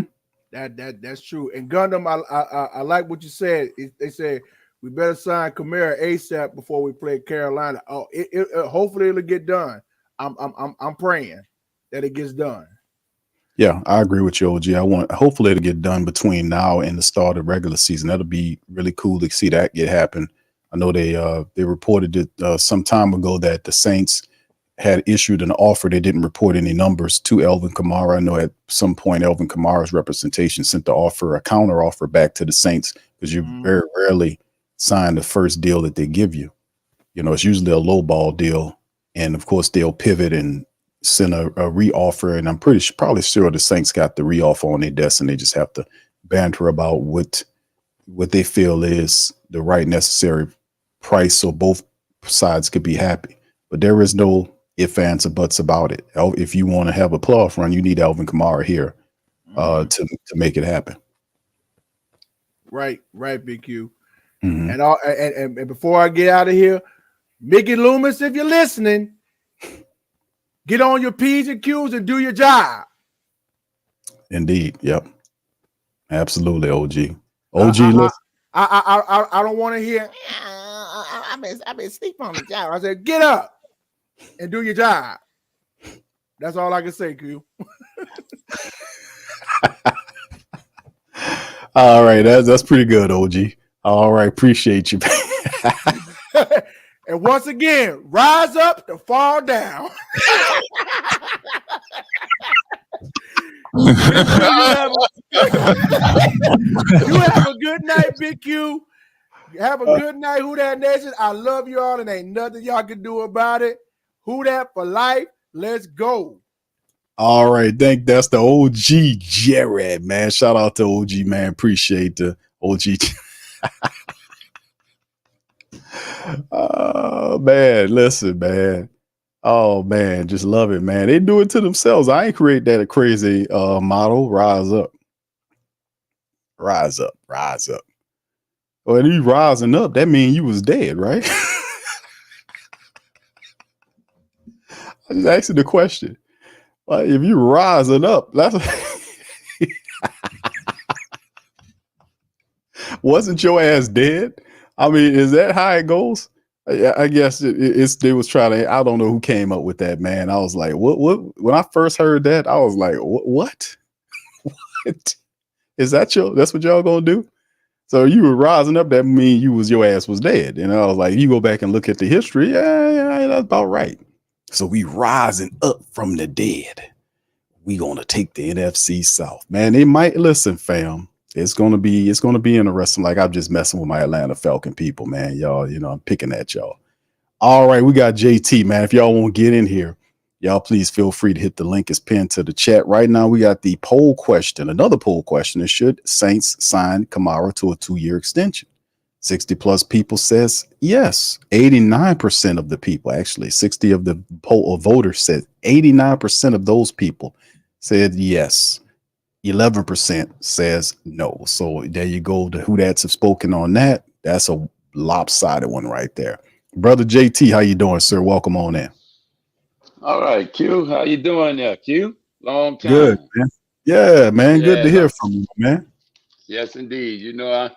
I'm the same person. I'm gonna start off from where I left off at. Last time we spoke about the coach being more losses than wins, Right. and the team trying to play as hard as they playing, but you still got a coach that got that kind of record. So, you got to be real about it. It's going to be, he the coach, right? Right, Q? He the coach, right? You see what I'm saying? He the coach, so hey, I'm gonna give something that a lot of people not aware of and not talking about. Who is the head scout for us, Q? What's his name again? We got it from Miami. All right, I think he done ran his course. I think he done ran his course. Because I'm looking at what we've been getting these last 5 years, 3, 4, 5 years, and how you blow all these number 1 picks like that. Davenport, Turner, what's this other one we got right here? And not just number 1 picks, number 2 picks too. I mean, You know, I mean, look at it. Look at it. We talking about letting Foskett go, and that was a number 2 pick last year. You see, we talking about letting him go. You see, I'm looking at all of that. So we got to get us a new scout and manager, general manager, because I think Ireland and ran his course. I know nobody never brought it up, but I'm looking at that because you only build a team. You build a team through the draft, and if you got 6 picks in the draft and one of them making and he a reserve, I'm like, well, wait, hold on, something wrong with this picture. You know, something wrong with this picture. You can't have like Peyton Turner. Peyton Turner have more excuses than playtime. So and he been here long enough. So how you still want to keep him? I'm tired of that kind of stuff, Q. You know how I am, Q. I mean, Right. Davenport's, Turner's, Ruiz, his half and half playing self. I mean, I know that's all we got right now, but it shouldn't be that way, Q. It shouldn't be that way. We should have us a line. We should have us an offensive line that's capable. You can't go in the summertime and come out 4 months later with a right tackle that's supposed to be you still training him. You train. That's how I put it. It looked like you training him in the classroom and on the field. You know, I mean, you go in the draft and you get another left tackle, which he was a right tackle, but you put him on the left side so he can block block the blind side. You see, I mean, all this stuff is all screwed up. See, they're not gonna pull no wool over my head. I've been talking about them lately, different positions, Q and everything, but they ain't gonna fool me, Q. They can't fool me. How you a losing coach and you was with the Raiders, and then you come to New Orleans, and then you go back to the Raiders and get your 2 or 3 of the Raiders men that you was losing with, and you're gonna bring them with you to New Orleans to lose with you there. I don't understand that. I mean, what that is? What's going on with that, Q? I'm talking about them. That safety, that tight end, and that other boy. I forgot that other position. The other one. You know you can't do that. It's something behind the scenes be going on. I don't know if they get. Look, I'm gonna bring you with me. Just give me. I don't know what they do, but I'm gonna be real. I don't know. They might tell me, give me $1 million, man. Give me. I don't know. I don't know what they do, Q. But I can tell you one thing. There's something behind the scenes going on. And watch this kicker. Watch what's going to happen. Watch we fool around, and we're gonna get this. We're gonna get this kicker. Keep this kicker. This punter, I think he is, and we're gonna cut the other punter. And guess where he gonna go?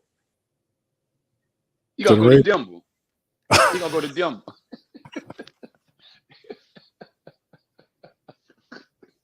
Got it all He gonna go. JT. Yeah. Oh, believe me. Watch what's going on. Watch this whole picture. Watch this picture. You're gonna fool around here, and he's gonna go to Denver, and then we're gonna sit up here and we're gonna say, "See, look at that." Just like he said, went to, and it's gonna be somebody else. It's a few things, man, but they do stuff that buddy system.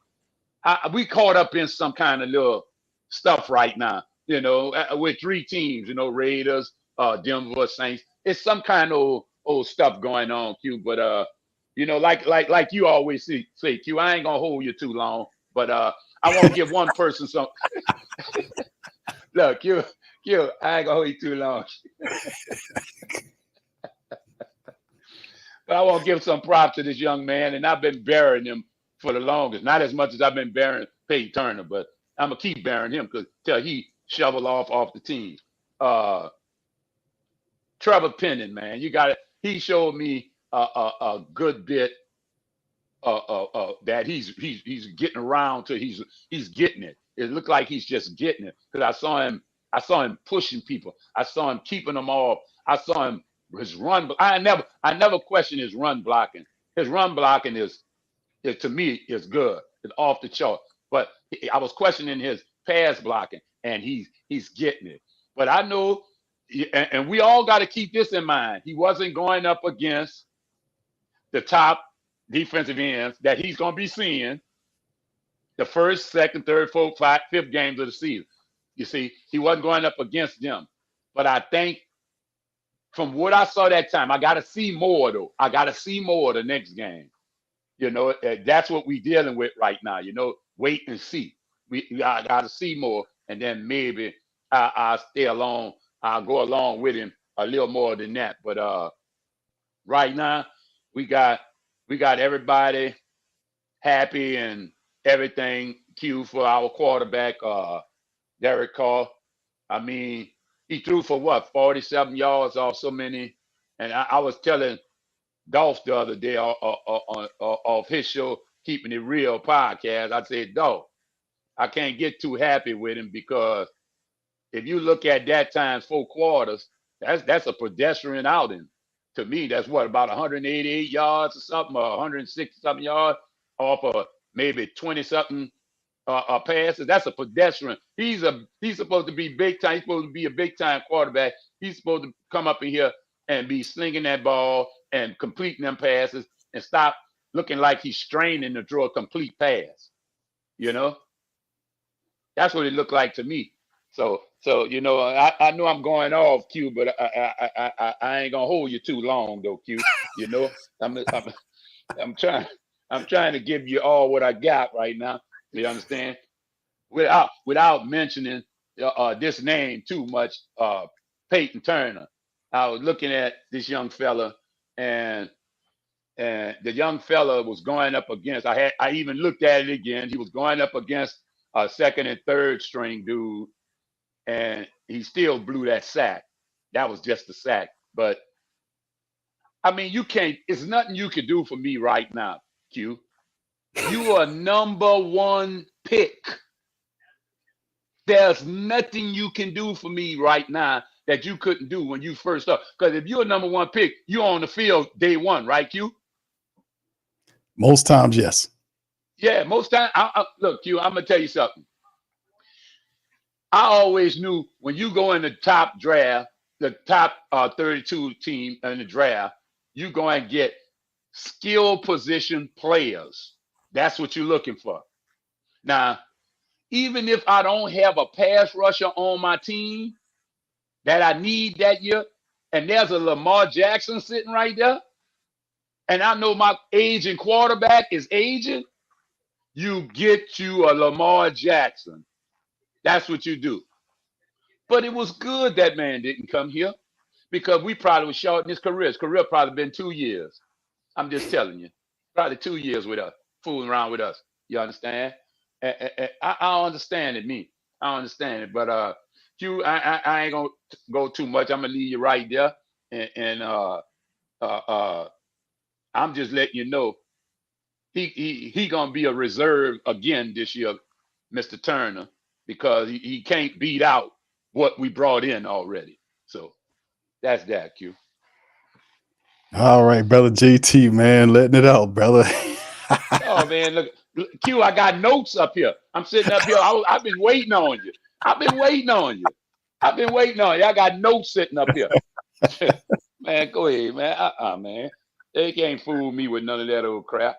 Yeah, you know, what they need to do is they need to do this here. Stop trying to go get a coach with more wins than losses.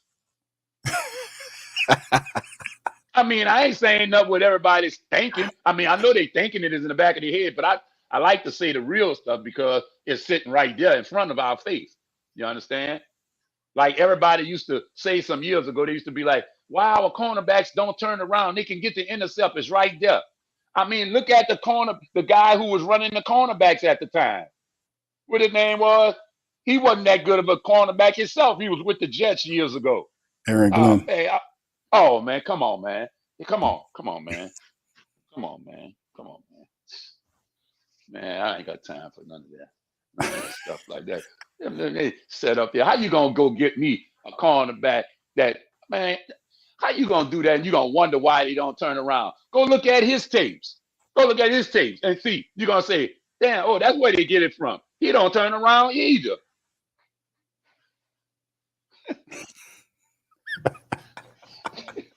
Man, go ahead, Q. You got me digging all in this little head of mine, man. Go ahead. I'm going far back, and they got some youngsters on this thing right now, on this podcast, probably saying, "Who JT talking about?" Man, it must have been a long time ago. Yeah, it was a long time ago. But he was there at the time. Allen was there at the time. You know. But Yeah, I give him his prop that he can build a defense. But give them the other coordinators some justice too. Now, don't just say right. him. Get them other coordinators justice because them guys they ain't out there for their help. Them guys, I'm looking at linebackers, 3 and 4 deep playing. Q. Who coached the linebackers? Whoever coached the linebackers, give him his props. Give him his Michael. props. Yeah, Yeah, Hodges. give him his props. Give Mr. Hodges his props. You understand? Who coached the secondary? Give him his props.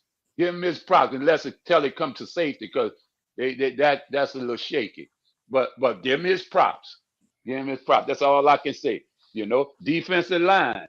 Now I gotta wait and see on that because we was 22nd against the run, and I gotta see what happened at that.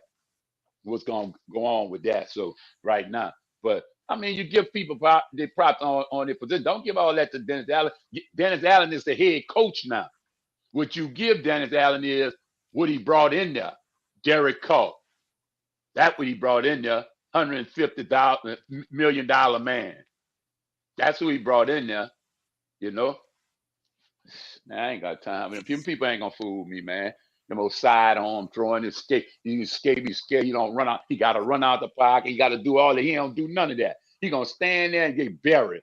Y'all better keep that in mind.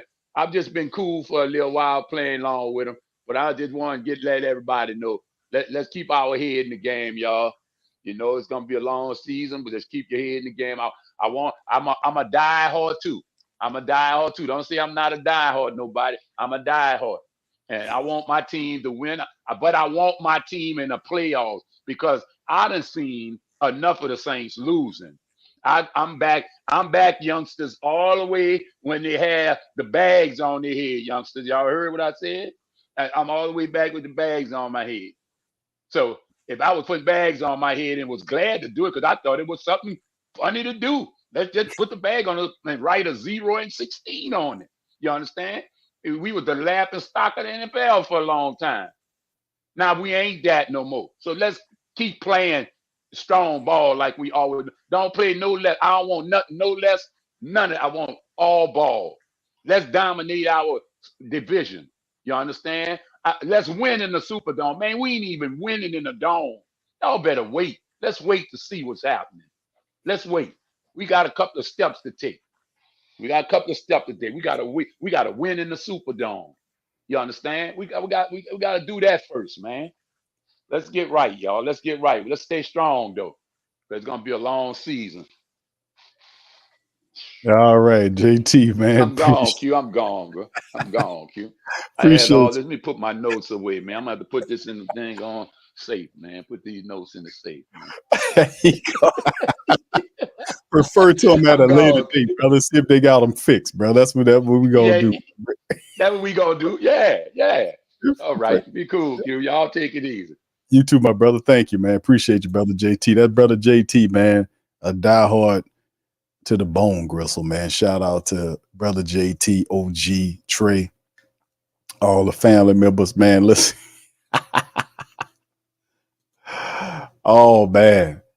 Man, people kind of up in there, man, with the feelings and everything, man. It's been a hard 3 years for a lot of the Who Dat family members, man. It's been a hard 3 years, 9 playoff years. And the frustrating part about it all is the NFC South is wide open, especially last year. One of the weakest schedules, they say. Saints finished with 9 wins, couldn't get in there.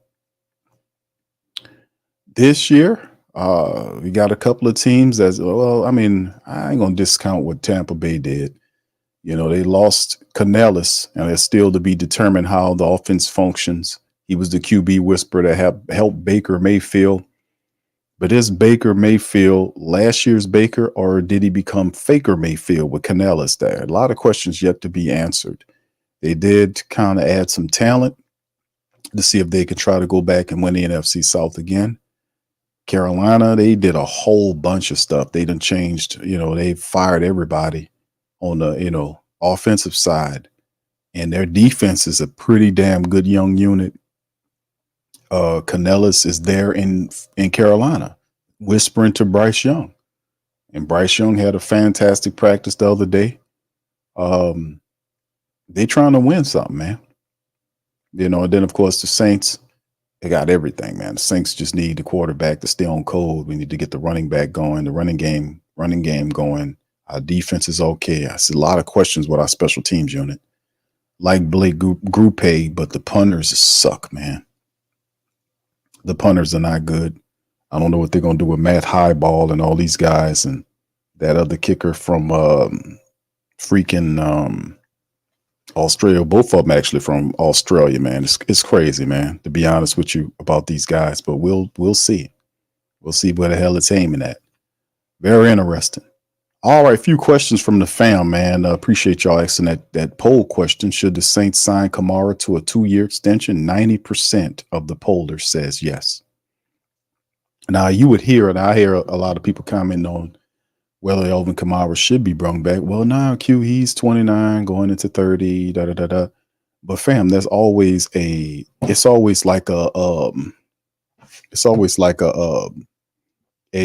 exception to every rule, right? That we do. It's always an exception to every rule. And Alvin Kamara, Christian McCaffrey, guys like that are the exception to the rule. Alvin Kamara hasn't really been, dare I say, overused, especially over the last couple of years. And he gives you great value. And then if you're mixing them in with a rotation of running backs, that's special because he never has to leave the field. I mean, Alvin Kamara can slide into a wide receiver position. You can bring Kendre Miller or Jamal Williams in and decoy Kamara and Taysom, spread them out, slide them out wide. And them guys are going to look at it like, what the hell Alvin Kamara doing out there? They're going to pay attention to Alvin Kamara. You stretch out that defense, run Jamal Williams or Kendre Miller at him.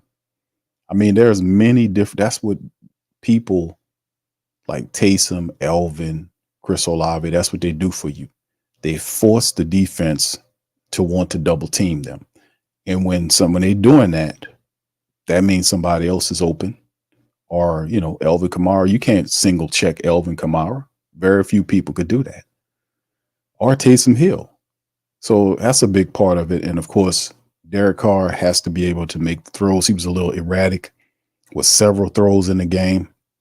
Until he got going, he got a little bit better in the drive when he got some rhythm, which shows, that, he's got to do a better job of ball placement, putting the ball between the defensive back and the cornerback. I mean, defensive back and the wide receiver, you got to throw in front of them, throw them open.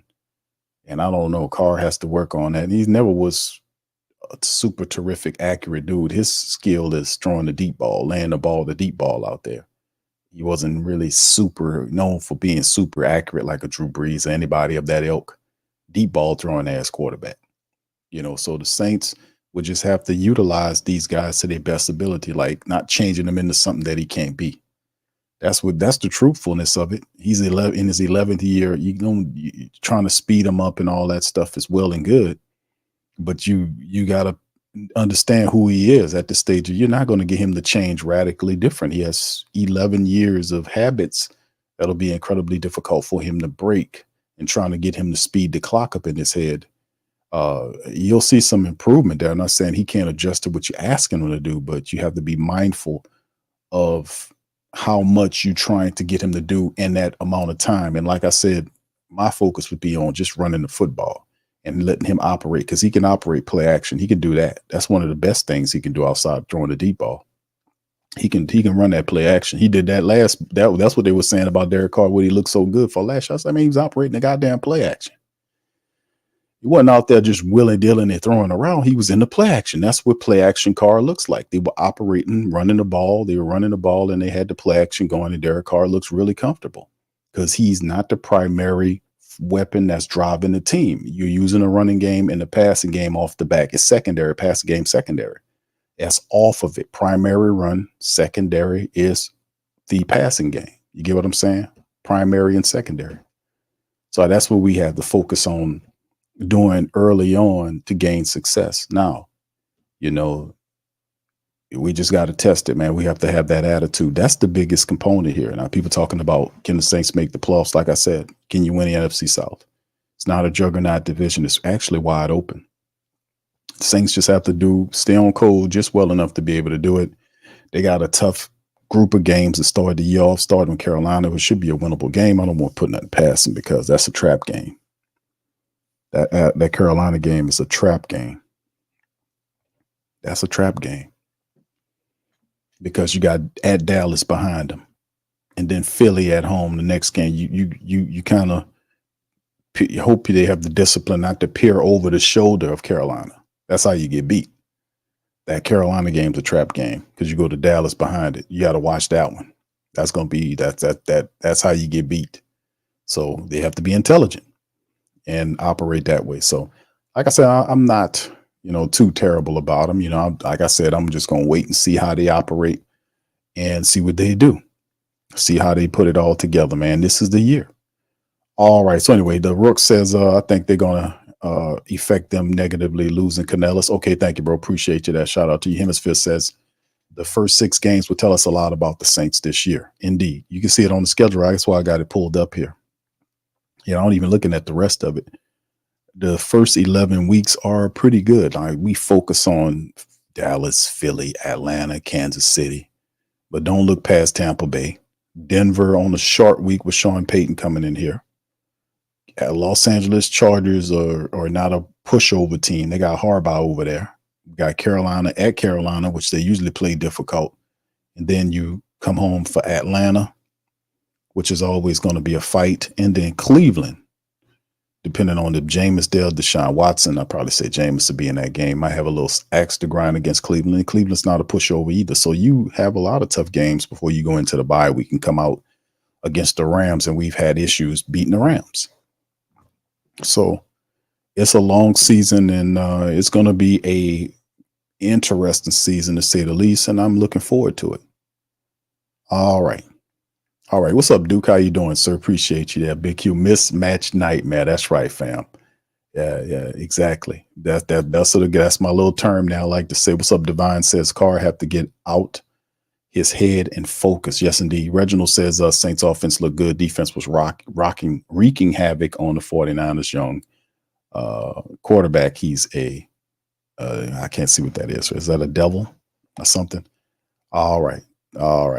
Yeah, that Carolina game is a must win, bro. You can't lose to Carolina and then go into Dallas and then have Philly, then Atlanta and Kansas City.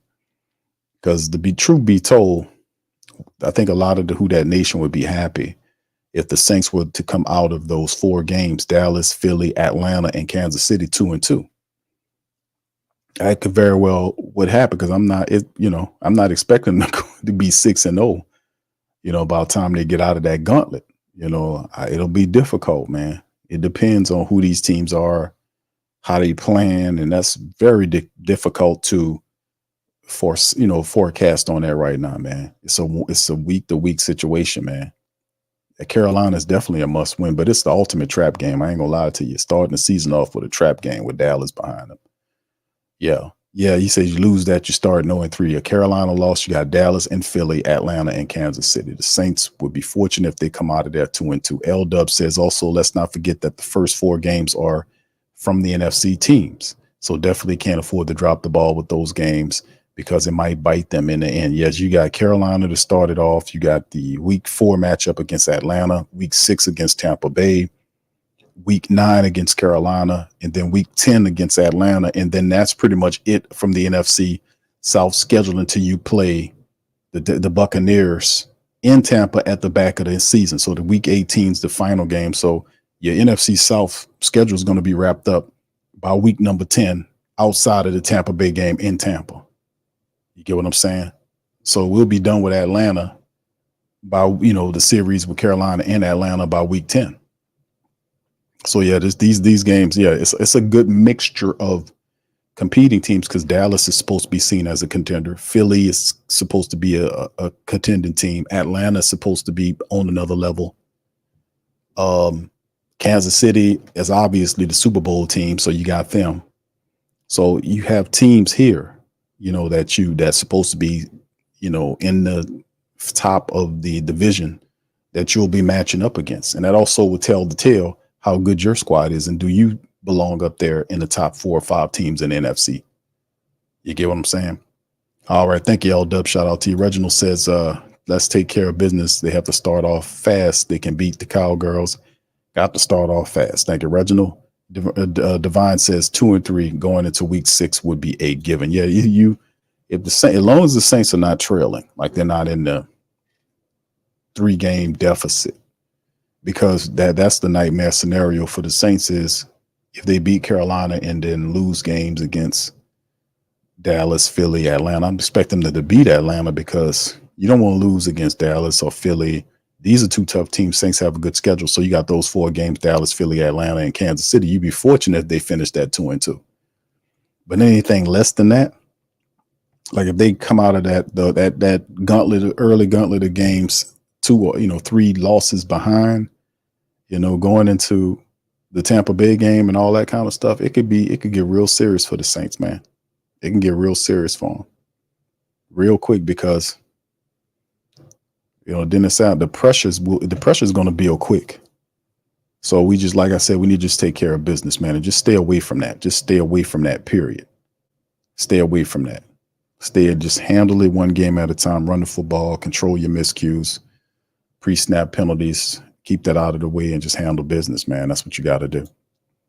All right. Big ups to the fam. Appreciate y'all, man. Shout out to my callers tonight, man. I appreciate them chiming in and dropping some game, man, on it. So like I said, fam, the black and gold from the matchup, they got Tennessee coming up for the final preseason game. And like I said, man, these games, boy, do the preseason games rip and run, don't they, family? They rip and run. The Saints now are looking at the final preseason matchup against Tennessee. That'll be in the Dome. Saints 1-1, Tennessee's 2-0. And we'll have an opportunity to kind of take a look at Jake Hayner and Spencer Rattler, because I doubt Derek Carr and them will play. I don't think we see too many of our starters. Maybe some. Maybe you'll see Penning in there getting some work. But outside of that, man, Carr and them and all these guys are not going to be in there. We're going to see a lot of the backups for the final preseason matchup coming up this weekend. A lot of stuff going on, man. The Saints final practice week to decide on which players should be able to make the team. We'll come back on Wednesday. Actually, we'll have a stream tomorrow on our Patreon channel where we kind of go over that. We'll go on our Patreon channel and kind of do a depth chart, 53-man roster depth chart, and kind of talk about who should make the team. We'll go over that tomorrow on Patreon. So if y'all guys are not members of the Patreon special, please feel free to join patreon.com/the Pro Media Network. Link is in the description section below. I think the link tree is linked in there, or you can pop on there. It'll take you to wherever, so you can join there, or you become a member of the channel. We'll be able to do it. So we'll be doing that special feed tomorrow, just attempting to predict the 53-man roster with like a week left before the end of the preseason, man. So we're getting down to the nitty-gritty, man. Getting down to the nitty. One more preseason game, and then you got another week, and then you got the first game of the schedule. The regular season happening pretty quick. Sunday, September the 8th against the Carolina Panthers on Fox. It's a noontime kickoff game in the Dome. Starting it off the right way. It's going to be fantastic, man. All right, a few more before we get. Reginald says, hey, Q, Saints Roundtable, you and Dolph and TJ Hoodie, and call in show. What do you think? Call in the Saints game.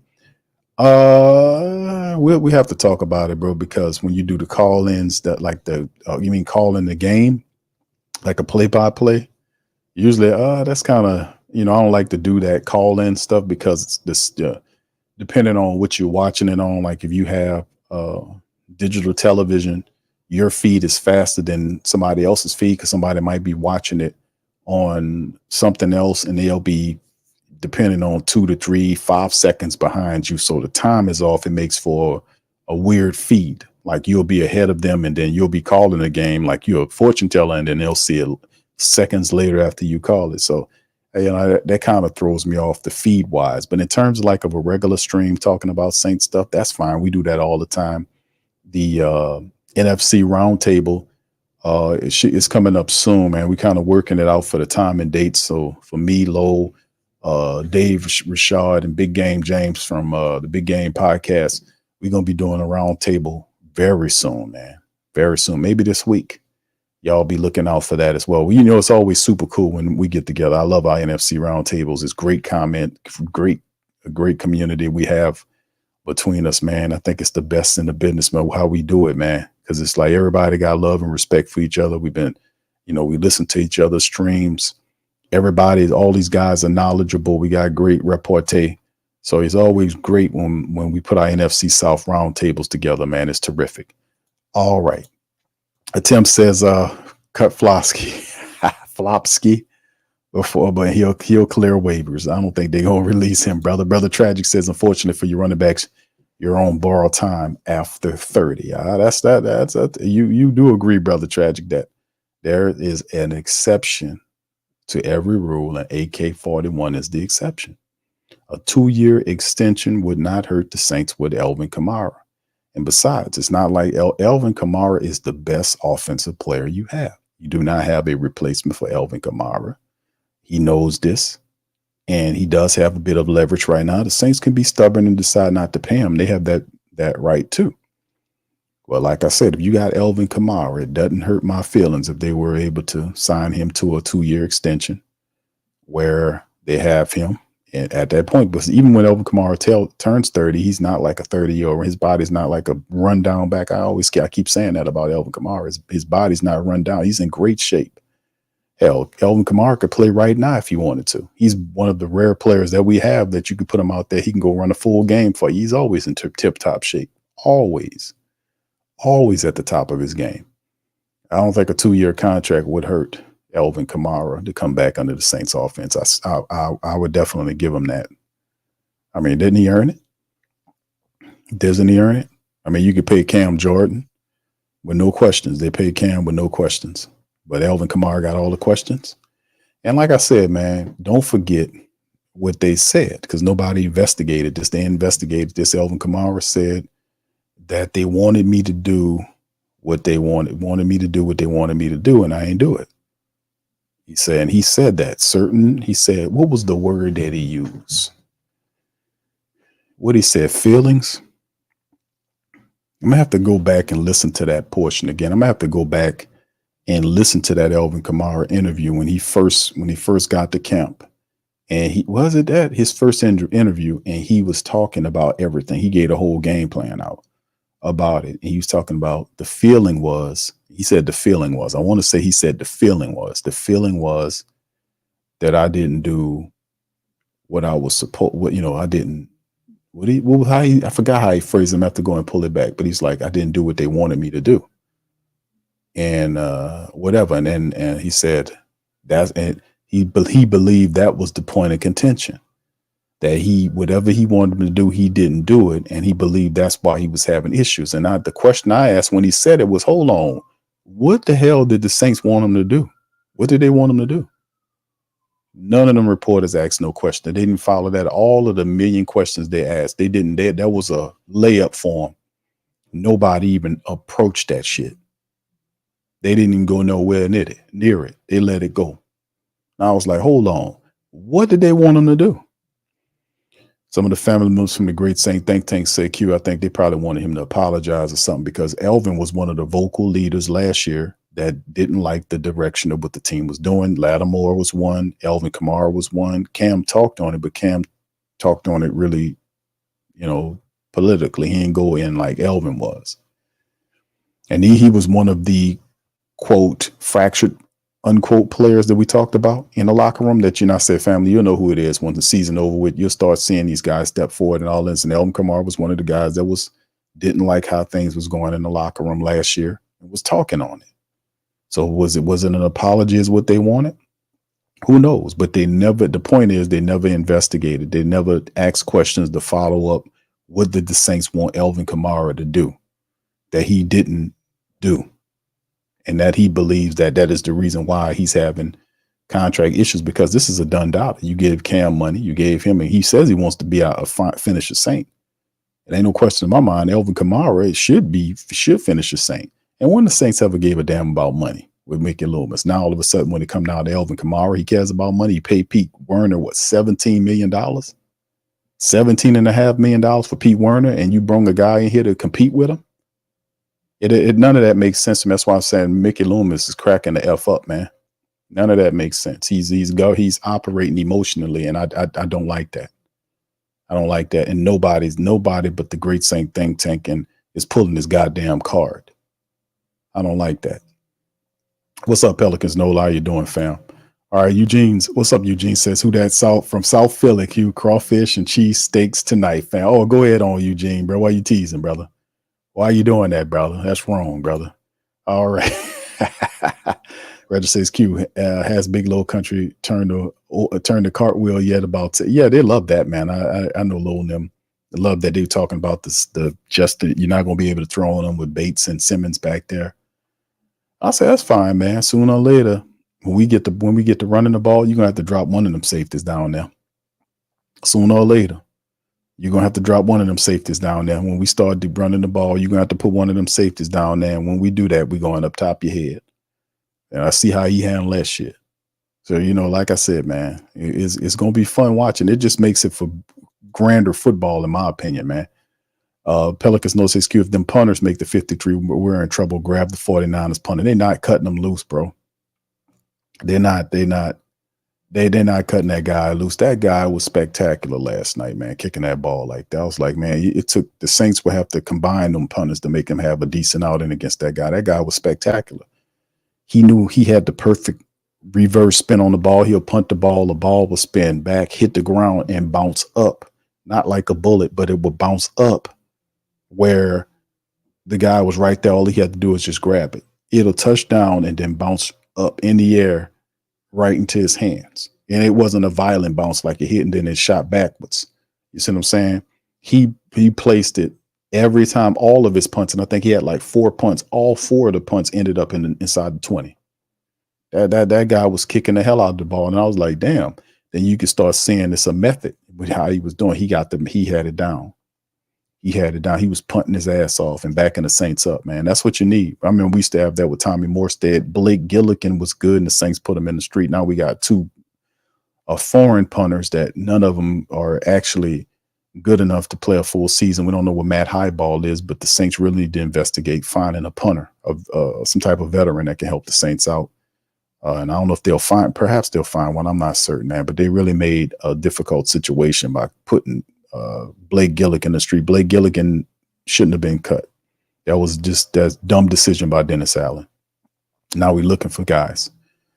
All right, so anyway, man, listen, man, I'm gonna get ready to cut on that. I appreciate all you guys for being in the stream, man, as well. And yeah, we definitely, special teams is a point of contention as well. We got to look out. We focusing on offensive line, rightfully so, but the punt situation is not looking good. The return situation is still very murky. That's stuff that need to be determined going into it. I think that might be a little bit more important than the backup QB battle at this point. Is the returner situation, the punt situation with those terrible punters. A lot of stuff still need to be looked at going forward. Yeah, the 49ers is not going to release that punter, man. That dude's going to be there, man, bottom line. All right, so anyway, fam, I'm going to get out on that, man. Y'all hit the like button, hit the subscribe. I appreciate you guys chiming in. I shall return tomorrow for our Patreon Tuesday special, man. We'll go over the 53. We'll do a 53-man projection roster, and I'll try to put together a 53-man roster for the squad, man, and decide on who makes the team and go from there. We'll do that tomorrow. We'll cover all the latest news and notes on the Patreon live special tomorrow on Patreon Tuesday. So with that being said, man, y'all have a fantastic rest of y'all night. I'll holler at y'all Tuesday. Much love. Do that. Yeah. Boogie like Benson, I'm a who that. I'm a who that. Long as I'm living, I'm a who that. Lose or winning, I'm a who that. Sports Coma, yeah, this is where we do that. Where we do that, where we do that, where we do that, where we do that, where we do that. Boogie like Benson, I'm a who that. I'm a who that. Sports Coma, this is where we do that. Where we do that. Welcome, welcome, welcome Somebody please better help. Running this thing like Elf. I thank God every day I'm not a felt. Go to YouTube Live with Big Q and the guys. If you ain't ride or die, the bandwagon get flipped. Been marching in, that was way for the ring. I was yelling out your shame for the championship. Bucking on town, duck down. Falcons pluck, get shut down. Panthers ain't much touchdown. The vision really belong to us now. So much hate on the Saints, you could probably tell. Ever since Bounty Gate hit the NFL, when things seem fishy, and you probably smell the crooked referees on Roger Goodell. Yeah, money like this, and I'm a who that. Every day I'm living, I'm a who that. Lose or winning, I'm a who that. It's the Sports Coma, this is where we do that. Where we do that, where we do that, where we do that, where we do that, where we do that. Boogie like this, and I'm a who that. It's the Sports Coma, this is where we do that. You're listening to the Sports Coma with Big Q and the guys on the PRO Media Network.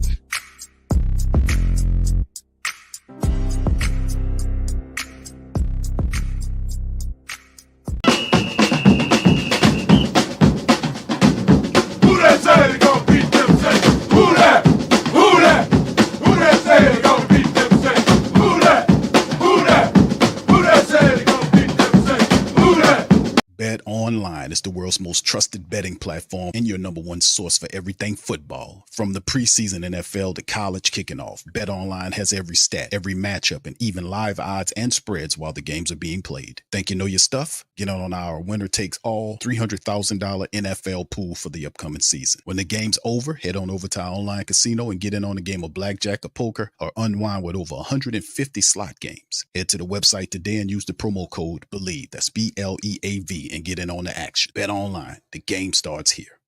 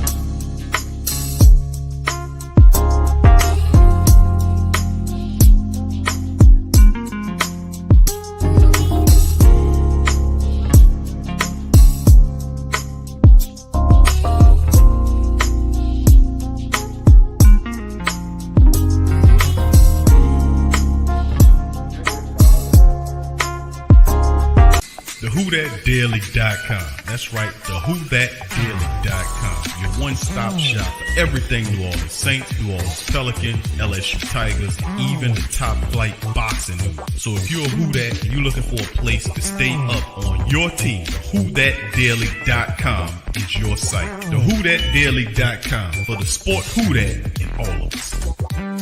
That's right, the Pro Shop is the platform store where you can go and buy all the latest merch to support the platform. Available at the Pro Shops, we have dozens of hundreds of products available for you and your family. Unisex tees for men and women, hoodies and sweatshirts, tank tops, kids and baby items, long sleeve tees, mugs, pillows, wall art, bath bedding, face masks, phone cases, stickers, bags, fanny packs, socks, hats, and many other items. Please feel free to check out the Pro Shops. The link is in the description section below. And remember, it helps the platform continue to grow.